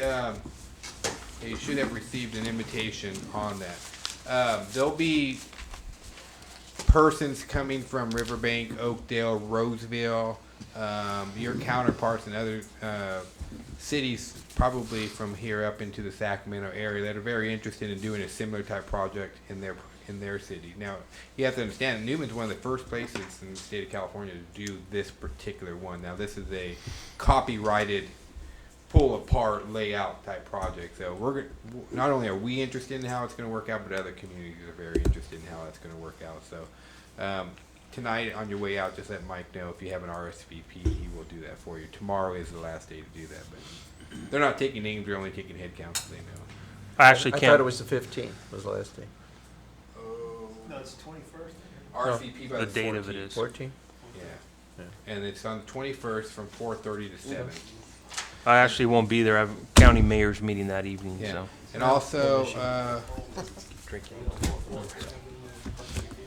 That's the 24th, right? yeah, February 24th is a park dedication. Sherman Ranch. For That's Sherman Sherman Ranch. Ranch Park. What's the date time on that? We will get that to you in your weekly report. I believe it's 10 a.m. though. We've sent the official letter to the Sherman family, and we keep reminding them, I'm sure. Yeah. Okay. Yeah, Judy did a lot of that work before Good. she transitioned out. Okay, the last item that I have is, you know, I did attend the League of California City Managers Workshop, and while I was there, one of my tasks was to find a facilitator for a goal-setting session with the council, and I found a very good one, Bill Mathis. Bill Mathis works up and down the state. Came highly recommended by Kevin O'Rourke from the city manager of Fairfield, that I know some of you have attended his workshops. So what I would like to do is get some dates from you that are going to work. You know, personally, I see it occurring in March, but you know, I want to get the councils. You know, we start getting into the summer, even in April. You know, we start getting baseball season, and a few other things, and I know agriculture starts kicking in, and you know, we just start getting busier and busier as we wait longer and longer. I thought March might be a good month. Is there any particular weekend in March that doesn't work? Over St. Patty's Day, Mike, I've got to be back east for Okay. 4 days. No Yeah. pad. Kelly and St. Patty's Day? I'm gonna be at a retreat, so I won't be My, there either. my brother's actually been inducted in the Hall of Fame, so I have to go back there. Hall of Fame of Basketball. Wow. Yeah, back in his Oh. hometown, and you know where he played and all. Okay, so Ted, I've got to ask, who's your brother? Mr. Kelly. Kevin. Oh. Kevin Kelly. Played at Vermont, University of Vermont, and then he played a couple years over in France. I don't want to talk about that. No, he's in his college. Pro ball over in France, but Yeah. I have to go back that weekend like any other time. Okay. I'm looking forward to this. I think it's a Great. good thing. There's one idea too, and let me float this out there and see what your thoughts are. Is a Friday evening session with the council for for goal setting. Saturday morning, you bring in staff and talk about actions on how to implement those goals. Is that something that you see as workable? That way it gives the council an opportunity to work amongst yourself. You know, obviously I would be there unless you disinvite me. You're cooking dinner, right? Yeah, that's right. And we would have the facilitator here to do that on Friday, and then for a couple hours, and then Saturday morning run the second part of that, where we start putting those goals into action and how we're going to implement those goals. And again, that would be facilitated there too. If that would be the setting, then the only weekend that would work for me is the 23rd and 24th. Otherwise, all the other weekends are, Fridays and Saturdays are tied up, so. I'm gone that weekend. You're gone that weekend? Okay, now we're in April.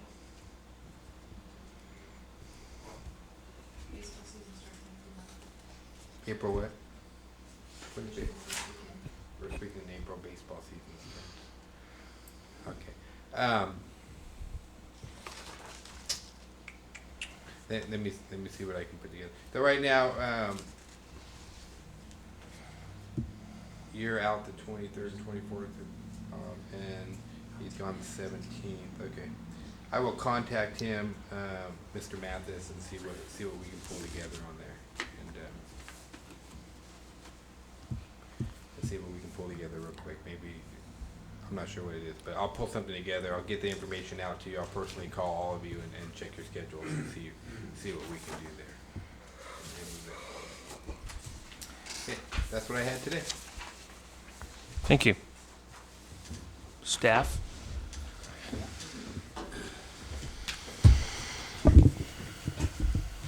I kind of hate to do this, but I hope for your indulgence for a few more minutes. I have need some direction on some parking. Yeah, I know. Pictures. As you probably are able to recognize here, this is Hardin. It's right by the high school. This is some of the issues that we've gotten faced. I got two councilmen that actually approached me thus far regarding this issue. As you can kind of tell, the issue is we have parking on both sides of the street and not enough street. We have kids, as you can see, that are trying to cross here. We have we have 30 foot of roadway. You got 17 or 14 feet of that is taken up in parking on both sides, because that's what it takes, about 7 feet per car on each side on a 30 foot roadway. Well, you got a bus that's about 9 feet in length, and cars that are between 5 to 7 feet in width. So the problem that we've had, and has been the proposal, is we have no parking on one side of the street or no parking on the other side of the street, either the east or the west. And it would be, what staff is kind of looking for is direction. We wanted to make sure that, make you aware that this is pretty much just about a 20-minute time zone that we're looking at here. And it's only in the morning time because the lit out time for the schools is different. We have, because you're also not looking at just the high school, you're also looking at the elementary school that's part of this traffic as well, trying to make it into that pattern.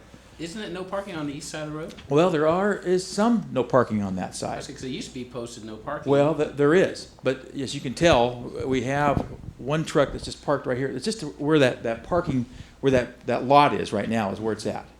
And then on the other side of the street, there is also some no parking. No parking from 8 to 5 or 8 to 4. Yeah. Something like Yeah, and it's right about where that bus zone is. But this is just coming up there, and that's part of the problem. As we have an officer out there trying to get cars out of that area. Basically, some of these cars aren't even stopped. They're just trying to actually make it through. This one actually is. So even though we're looking at this 20-minute zone, we're looking at how we can do this. This bus can't even make it through. Why don't we go to the next slide? Really just tells, that picture just tells 1,000. It's worth 1,000 words just right there. So we're just kind of looking at some direction on how to alleviate some of that problem, and part of it is just getting the parking either on one side or the other side of the road. In talking with Dr. Foss, Rick Foss, our superintendent, many conversations, he would prefer no parking on the west side of the street, which would be in front of the school, in that whole area, from say 8 to 4, 8 to 5, Monday through Friday. Then that would allow, say there's ball games or something in the evening, or things happen on weekends when the buses aren't involved and the parents aren't dropping off and picking off kids, so they would still be able to park in the evenings on weekends. That's what I would like to see, and that's what he'd like to see also.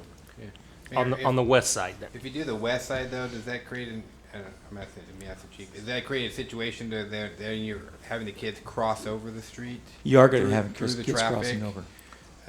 But Part of this is no parking, as it is right now.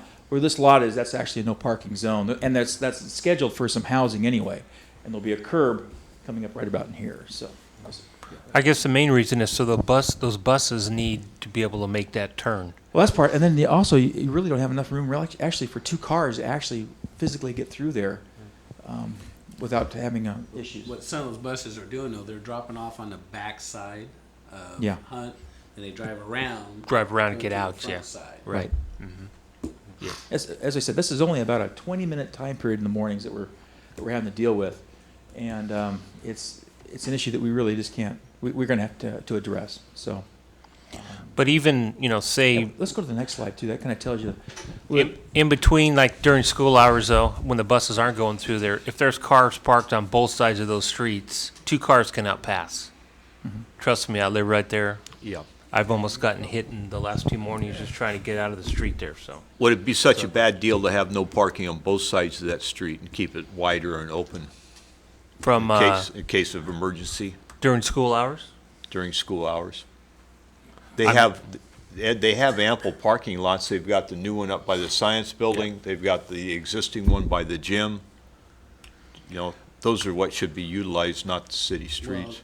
Well, the problem is I'm sure none of these are staff, because staff parking is a new parking lot that's behind. Oh, no, they're no. Staff- There's staff, right? 95% of them are staff, yeah. You would think that Trust me. the district could handle that issue, I would think. Well, they've tried, they've gave them hints, they've told them, they tell them every now and then they park in the back, and then pretty soon they're parking on the street again. So that's why the superintendent is he said, I'm tired of talking to them, they won't listen, we'll just have no parking there. I said, hey, that's fine with me. Yes, ma'am. I had occasion to go to the high school, so I was putting up those AARP posters, and I tell you, it's hard to find a parking place. So if you're even gonna do away with one on the road that you can't get for 10 minutes to go into the office. Calm down, Bob. I mean, that is rough, because on the circle, it's all full. Staff's parking there too, exactly, yes. It's all full, and it's like, I thought, where am I gonna park? Rush in there, leave the poster, get out. So at least you had like maybe a 10-minute parking place or one side of the road, that would help, but don't do away with it at all, because, I mean, you have to go all the way around to the gym or way around behind the buildings. The ag building, yeah. I'm not even familiar with that road back there. That's all new parking back there in the back, yeah. That'd be something to consider too. I mean, if somebody was just doing business at the school for 10 minutes or so, of course, the teachers would be moving their car every 10 minutes, so probably. The other thing to consider too, just a couple of other things to bring up, is if you're looking at Stevens, I don't have a picture of that, but if you're looking at Stevens, when people park on either side of that, because there's now curbs and some parking available there, cars are actually forced to kind of move out further out into the roadway that's narrow anyway, to be able to navigate out there to make sure there's no cars coming. And it's 30 feet all the way through, so that also creates a problem. Even though it looks like it's a much wider roadway, but it really is pretty narrow. And then you're also, we got the opening of the Monte Cristo. Monte Vista. I always get that wrong. That's a sandwich. I like Cristo for some reason. Anyway, that with that subdivision opening up, that means you're going to be getting more cars, more traffic coming in off of Fig and things. So it's going to even create even a more. You know what maybe would be helpful, and as Mrs. Ramos talked about 10-minute parking, that little section in between the turnabout there on Hardin, you know, where, you know, there's maybe Right. 4 or 5 parking spots, stalls right there. The half moon. The half moon deal. Right. Maybe if we had 10-minute parking or 15-minute parking in that section, that little area, that would be, if somebody wanted to go to school for a short amount of time, that might work out. How are you gonna enforce it? Chief's gonna go there and give them tickets. I can On do the it substation. if I need to too. Citizens, you know, stamp on there. No, I know what you're saying. It becomes an enforcement issue. Yeah. It does. Anytime you have time parking. Well, even with the no But parking, 10 I'm minutes, sure we're really, gonna get we do have a people school to- yeah. resource officer, and he does spend most of his time at the high school, so that may be one of his tasks that he would be charged with. 10 minutes, you can pretty much tell a car's been there 10 minutes. How or much do we not, get or for an a hour. parking ticket these days? What's that? How much revenue do we get from a parking ticket? Actually, we get a lot of revenue from parking. All right, tickets. well, hey, if that we might make it help all out too. handicap zones, we can make a ton of money Eh. over there. But I'm not sure that's one of our. Chief, let me Yes. just ask one quick question. You know, this unintended consequences again. Is there a chance that some of these vehicles would then leak into that adjacent residential area and start parking in That there was one of the and things start- Thank you. That was one of the points I was That's going to already bring up. happening. Now they're going to be Already parked in front of happening. your houses over there because you're going to push them onto Stevens and possibly onto R. I have cars in front of my house every day. See, as it already, is. Yeah. even with this. And this some of issue. those are students, which Rick is working on that also to try to, because the Okay. students are supposed to have a parking pass to park in the high school lot, and there's still spots in there, so he's working on that too, to get the students, if they bring their cars, to park in their lot. You know, that's one thing I can tell you. I've been by the schools, and I've never seen that parking lot full. No. Yeah, there's always parking available. in Not that since lot, they so. built the new ones behind, you That's know, correct. the I think ag part of the building. issue Yeah. is they charge kids like $12, whatever it is, for a parking permit to enable them to park. $12 a year or something like that? Whatever it Yeah, is. yeah. So instead of paying that, they'll just park out on the street. Right. We have to fix that somehow, but yeah. Yeah. So anyway, I'd like to bring this back to the council, possibly at the next council meeting on the 27th. So, let me make sure I'm hearing you right. We're looking at parking on just one side is what we're looking at, or we're looking at trying to limit it somewhere on by that horseshoe. I don't know, maybe we should go What would be the no parking on either side during school hours and try Well, to get some that's time what I vote. parking Maybe you where guys the want to see this horseshoe as a is. problem. I don't know. I just want to make sure that I'm on the Yeah. right track. Yes, yes, Ted. No parking. It's only one, you said it's only 1 or 20 minutes out of the whole day. Pretty much. So why make it no parking the whole day? Because, as I said earlier, if cars are parked on both sides of Hardin, 2 cars cannot pass, just regular hours. Oh, in regular hours? Regular hours. It's Yeah. there's like I said, there's Come a and 30-foot visit. roadway. Come and visit during, Yeah. yeah, 2 cars cannot pass. Yeah. The 20-minute window is just the worst time of the day. That's the worst time. Right. And you do have the buses are not really dropping off at the high school so much as they're dropping off behind from the elementary school and then exiting out on They circle back on around. Stevens. That's correct. Through Stevens. Oh, okay. Some unload in the back and some go all the way around and unload. But the buses are having to maneuver this roadway along with the other traffic. And So this- if we posted no parking in front of school from 8 to 4, Mhm. it's a time park, would we be okay to paint a red curb there for the no parking? Well, the only problem I can see with red curbs is that basically that means that it's a maintenance issue is what it comes down to. Without the lead-based paints anymore. They only last about a year, and that means Ernie's staff's going to have to go out there and do that. And I just don't want to do that to Ernie at this point. I think the signage would be the better avenue for us to be able to approach. So it's just a matter of how we want to be able to, where we want to put those signs. Both sides. Both sides. I Both move you to sides. proceed ahead. Do we have a third? Both. I got a third. Okay. Both sides. Do we want to just do it 8 to 5 Doesn't Monday work through with Friday? Or you want to do it? That's right. Let's try Let's it. get some things done. Post both sides. Go all the way down, too. Whoa. How far are you talking about going? Just to Stevens, or are you talking about going all the way down to the entrance to Monte Vista? Monte Vista. Angelina's with the roadways. Monte Cristo. Monte Vista. I've got everybody going on that one. So.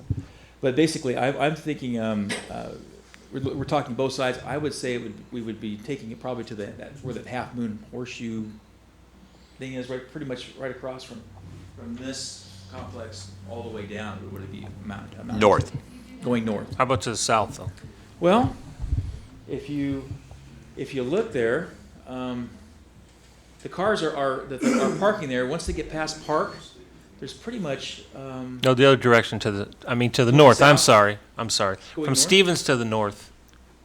Is that what Oh, you're asking? yes. Mike? Yeah. Oh, From Stevens Stevens to to the north. I'm sorry. You have the same problem getting up to Monte Vista Estates, and when that gets built out, then it's going to be same problem.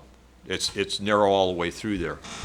It's And- thir- and it's you 30 do- It's 30 feet completely on no matter. It looks like the road actually gets wider, but it really does not. The west side of that roadway where the Migrant Education Center is actually protrudes out further, as the other one, it kind of goes nudges into the Monte Cristo.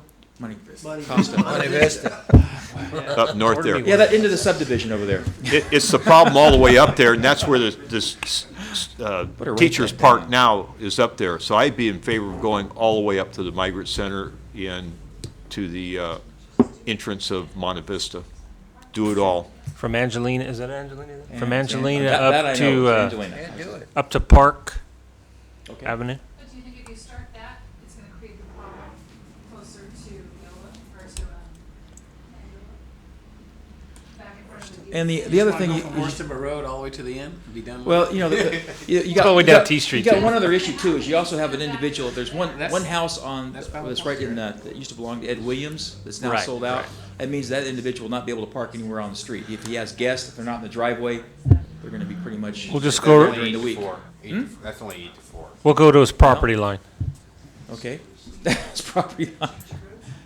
And then you also have the Mattis home on the other Give them side special as well. so. parking. I think the He's eight, got a lot of room now. the 8 to 4 or 8 to Okay. 5 Monday through Friday, I think could take care of it. People Okay. visiting after, after hours or after work or on weekends, I think then it'll be all right. As far as My folks opinion. that they're living, that now live in what is known as the Williams House, I guess they could park on Park Street. So, I just think that's no parking. huh? Or did you say somebody lives there? Yeah, somebody lives there. Yeah, that's what I said. Yeah. I don't know who, I said commonly known as the Williams House. Is there someone living there? Yeah. Yes. They're not there very much, though, as you can tell. I've never seen them. And they don't even have a car parked in the driveway, so they're in might good not be an shape. issue. Yeah. As long as they don't get 3 or 4 more vehicles in there. There you go.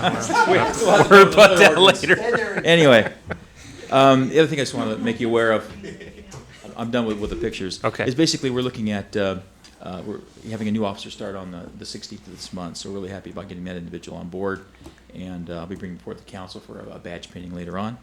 And then we're looking at the Newman Fun Run, which was moved earlier in the year, or late last year, is now being moved to June 16th, is that correct? June 07. 16th.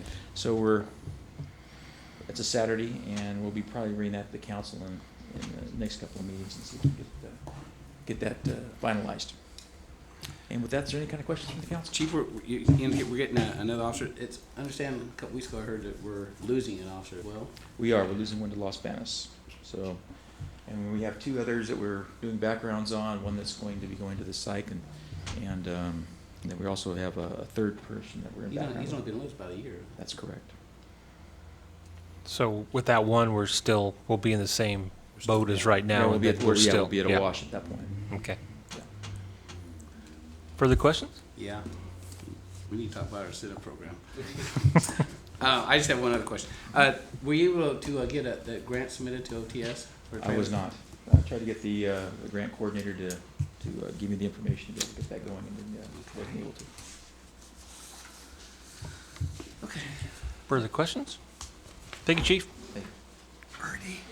Rest of you staff, wake up back there. I hope they get paid overtime. Heck no. Well, not Ernie, but. Oh. Good evening, Mayor, council members. I guess it's still Yeah, it's evening. 11:35. It's only 10:30. We're just in the planning stages of a lot of activities right now. We are ordering park signs for Dinsmore Park, and then one sign for Lions Park and the Youth Center. We're still researching some dedication dates on the Lions Park. We're having difficulty finding that, so if any of you know, or tell us what date to start looking for, we would appreciate that. Our Incredible League will be beginning in May. We're working on a few of the last details on exactly what fields we're going to be using by how far people can actually hit an Incredible. So we're waiting for our shipment of Incredibles to come so we can practice and find out. And our summer activities, we're looking at the arts and activity class that we did last year. Hopefully redoing the swim field trips and a basketball camp, and we tried a soccer camp last year, but we only had about 8 participants register, so we canceled it. But I found out later in the date that that was during summer school, and so we're right now waiting for the summer school schedule from the district. I have the K through 5th grade schedule, but I'm waiting for the junior high and the high school. They said they haven't set the exact dates yet, and that's about all I have. Any questions? Great questions. Thank you, Jerry. Thank you, Terry. Thank you. Thanks, Terry.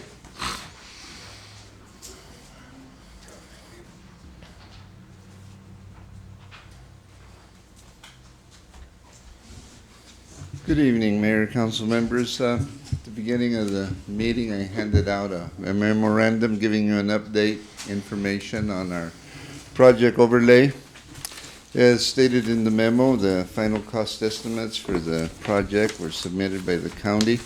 And that was your first attachment. You'll see that the total amount on that is $263,000. That includes project costs for mobilization, traffic control, and wedge grinding that we were not aware of when I initially gave the first oral report. The asphalt concrete costs for the street overlay total $175,780. And so there aren't enough funds in the MOU to complete all the 3 streets as previously reported. There was an erroneous conversion factor that I used to estimate the cost for the project, because the pavement management system has it in square yards, and the county does it through tons. When I saw on the pavement management system where it had CYD, I took that to be cubic yard instead of what they were saying was cost per square yard. So if I would have seen a CSYD then, so I used the 27 conversion factor instead of the 9, and that's why it was underestimated originally with the when I previously gave the oral report. So consequently, overlay work on M Street is not included in this estimate. The overlay work quoted is from Kern Driscoll Avenue from M Street to Barrington, and L Street from Kern to Merced Street. Wedge grinding, again, can be eliminated to reduce the total project costs. If you look around town in the old street sections, you'll see where back then they didn't do any wedge grinding. So the pavement overlay is up about a good 1.5 inches above the lip of the gutter pan, and so the street sweeper can't sweep the streets properly. So we recommend that we spend the $42,000 to do the wedge grinding. There will also be an additional cost not reflected in the report to prepare the bad section of L Street between Fresno and Merced Street. It is badly alligatored and cracked, quite big crevices in it. So we need to take a leveling course of 3/8 inch fines to fill in the cracks and the crevices on the existing pavement, and get that prepared for the overlay.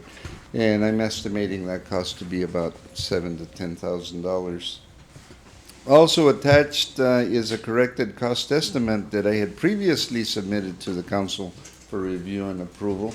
And there I had used the correct conversion factor of the 9 feet, but the PMS, the pavement management report, had the cost at 13. I had kicked it up to 17 per square yard. And so if you'll look in the in your last attachment, you'll see that where the previous estimated overlay costs were $915, converted into tons the way the county is doing it, you can see that that amount is reduced down to half of that amount, $449,924. So that's the information and update I have Ernie, for you. on Yes. item 2, is traffic control, 10 grand, is that somebody stand out and do? That is actually to have pay the contractor to come out and have some flagging crews, putting out all the signs and. For 10 grand, I'll do it. Well, it's. No, I'm just curious, is there? Do it for half that. I'm sure that we have to have. These are cost estimates, okay? So that what they'll do is they have actual hourly rates for the workers that they have out there, and they have a given accounting to the county for the actual time spent. So this is just a cost estimate, and I'm sure that it is high because the county doesn't want to underestimate it. Yes. Manpower, but is there any way that we could save costs by us doing that part of it ourselves? I'm just throwing it out. That's all part of the bidding document. And again, this is just an estimate from the county. It will just be actual hourly rates for the time spent out there. So this is just an informational item, or what do you? Yes, this no, on the this is agenda? just an update Okay. and information, and I went over it in case you had any questions on this. The other 2 informational items I had is that tomorrow at 1 o'clock we do the bid opening for our parks and landscape maintenance. So you're going to have that report at your next council meeting. And then on the 21st, we also have the bid opening for the YOLO sidewalk infill project also. And that will also be before you at the next council meeting. Great. Any other questions? Thank you, Ernie. I just have a quick question, Michael. On the attachment that was submitted to us for the incentive program, the $110,300, is that inclusive of all personnel? That would be per year. Is that per year? Yeah, we just took it as a worst case scenario. We just took line item budget right across without going too deep into, okay, well, this is Kathy and her salary is this, and this is Elaine and her salary is this. Okay. And the one other thing, I know a couple of years ago, almost 2 years ago, Councilman Creeclaw had suggested or asked, and I don't know if it's been done, exit interviews with employees or leaving our employee. Is that something that you're doing or something that you can do? Some of the employees that have left, I can't say that I've done them all, but I don't know that we've had too many. I'd like for you, I know, and Mike had suggested that, I'd like for you to, because I think that's gonna run hand in hand with, I think I know why we're losing them, but I think, to get that added information, because obviously we're gonna address at some point in time again our incentive program, and I'm telling you, we just lost an officer who's only been with us a year because he's going to another agency, and I think we're going to see that trend continue. So I'm just sold the fact that we need to do something to stop the revolving door. I will make sure that I I like do find- everything I I like getting can to insight from conduct you. an exit interview with this individual. I mean, if they don't want to, they don't have to, but exactly, I will. I exactly. will make every attempt to do that. Okay, thanks. We all know why Judy left already, so she just was Yeah, she couldn't take ready it to more go. than 35 years. Yeah. That was easy, that one. Ed, just continue on with council comments if you've got any further. That's, I think that's really it for me. That's it? Yeah. Okay, thank you. Ted? And I'm not gonna get through, I've got a bunch here, but just real quick here. The sign coming in on Hills Ferry, Newman sign, The new signs? new sign?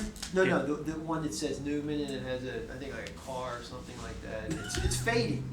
It needs to be painted On or Hills something Ferry? done. Are you talking the one at Or- Driscoll? Oh, right there, Driscoll. Driscoll and. Oh, that one. Oh, That's okay. terrible. Yeah, I mean, it That's says- an old, like, I know, take it down. chamber sign or something, I isn't don't it? even know if that's official city sign. Yeah, I know what you're talking about. It's not even official, huh? I don't even know if it's official city. I mean, it's. Ernie probably made that sign. That thing, I mean, because we got a great mess.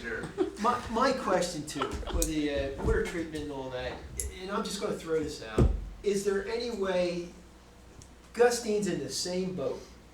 And I've been told, don't even say it because the people down there are different than they are in Newman. And I'm thinking, what? Come on. Are you ripping? They're in the same boat we are. Why aren't we talking with them? Like, is it possible to get? I think We you are. guys already did, didn't Yeah. you? We are talking with them Not now. only have we, Yeah. we've We're had talking. two council members meet with. We don't want to talk to them. We had two council members, myself, Yeah. meet with two of their council members. I consider them in denial right now. Really, we talked about water because Yeah. wastewater just doesn't really work because of elevations and pumping and those types of issues.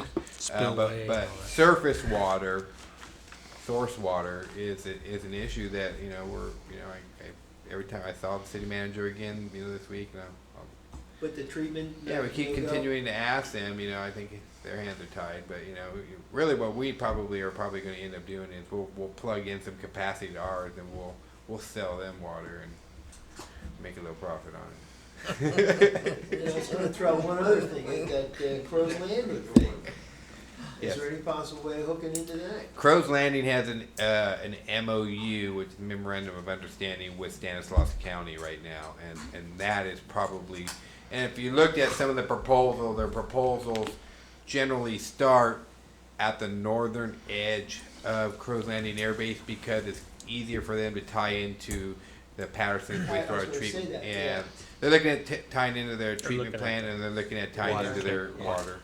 No way for us, John, no, never came up. They're closer. We're too, No, I I mean, agree. as I far as agree. water, Yeah. you get into 2 or 3 different irrigation districts and it gets more Oh, complicated down that way. And they don't have any extra water pretty much down that way, as Mike could attest to, so. And my last quick thing is on the report we got with the EMS and the fires and all that stuff. Are we doing everything? I mean, how is our record? Is it good? I mean, every time I've been to my neighbors, I've had to call them twice, and response was excellent. And I mean, I'm just wondering, are we doing everything as a city to help them? We are. What we're trying to do right now, and we're working with a little bit with Patterson because they have the same situation. We have first responders here. So if you look at that call sheet, 90% of the calls that our fire department goes on are medical. Yeah. Probably even higher than that. You're Yeah. probably closer to EMS 95 calls. to 98%. Yeah. And what happens is that there's a disconnect. The call will go out to the fire department, and also a different dispatch then dispatches the ambulance. So sometimes they both get there at the same time, and our guys have to go home. And so we're kind of wasting some resources. So I've talked to Cleve Morris a little bit about it in West End, and we're trying to come up with a solution here that that just really appropriately utilizes our resources instead of sending our guys out and then sending them right back. If you know that the ambulance is there and they're on their way and you've made that call, can you call back the police department, the fire department then? Not necessarily the police, but the fire department. And so we're looking into some of those things because if you look at it, and it's a statewide issue, Yeah.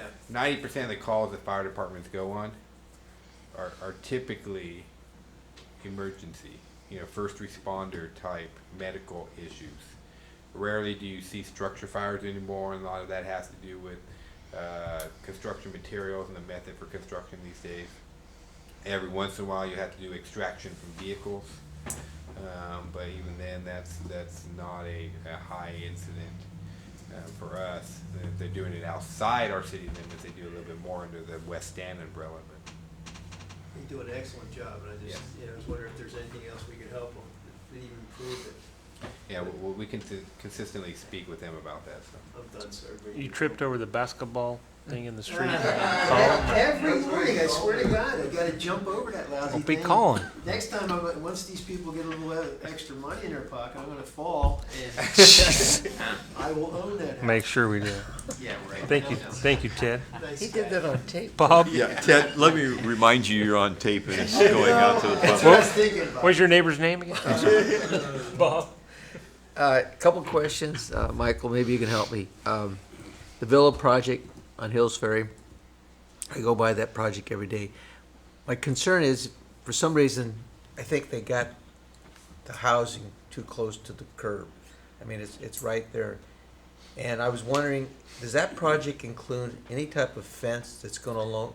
There is, at the back edge of the sidewalk, there is a wrought iron fence that matches the fence at Sherman Park. Okay. So it's not a solid wall, but there's a barrier there. And then we've talked to them about strategically planting trees in appropriate locations as well. Okay, my next question would be, as far as parking on Hills Ferry. Now, it's my understanding that under the agreement they're gonna have when they buy those homes, that their cars are supposed to be in the garage. They're not supposed to be on the street. That's correct. So I'm thinking we should be thinking about restrictive parking on Hills Ferry. And it could be something in terms of like, where you can't park between 2 a.m. or 6 a.m. or something like that, to discourage people from parking there all night. 'Cause I just would hate to see that, all those cars being parked along Hills Ferry, and it's gonna, as we come into town, we're gonna see nothing but cars. Yeah, that's a great idea. So I'm thinking maybe staff ought to work on something. We can. Michael, I understand it's going to be a wrought iron fence that on Hills Ferry, that for the house that's facing the Hills Ferry. Correct. It'd be a wrought iron. Yeah, if you look at, there's a double sidewalk going on. Right. Between those two sidewalks, there's that same wrought iron fence.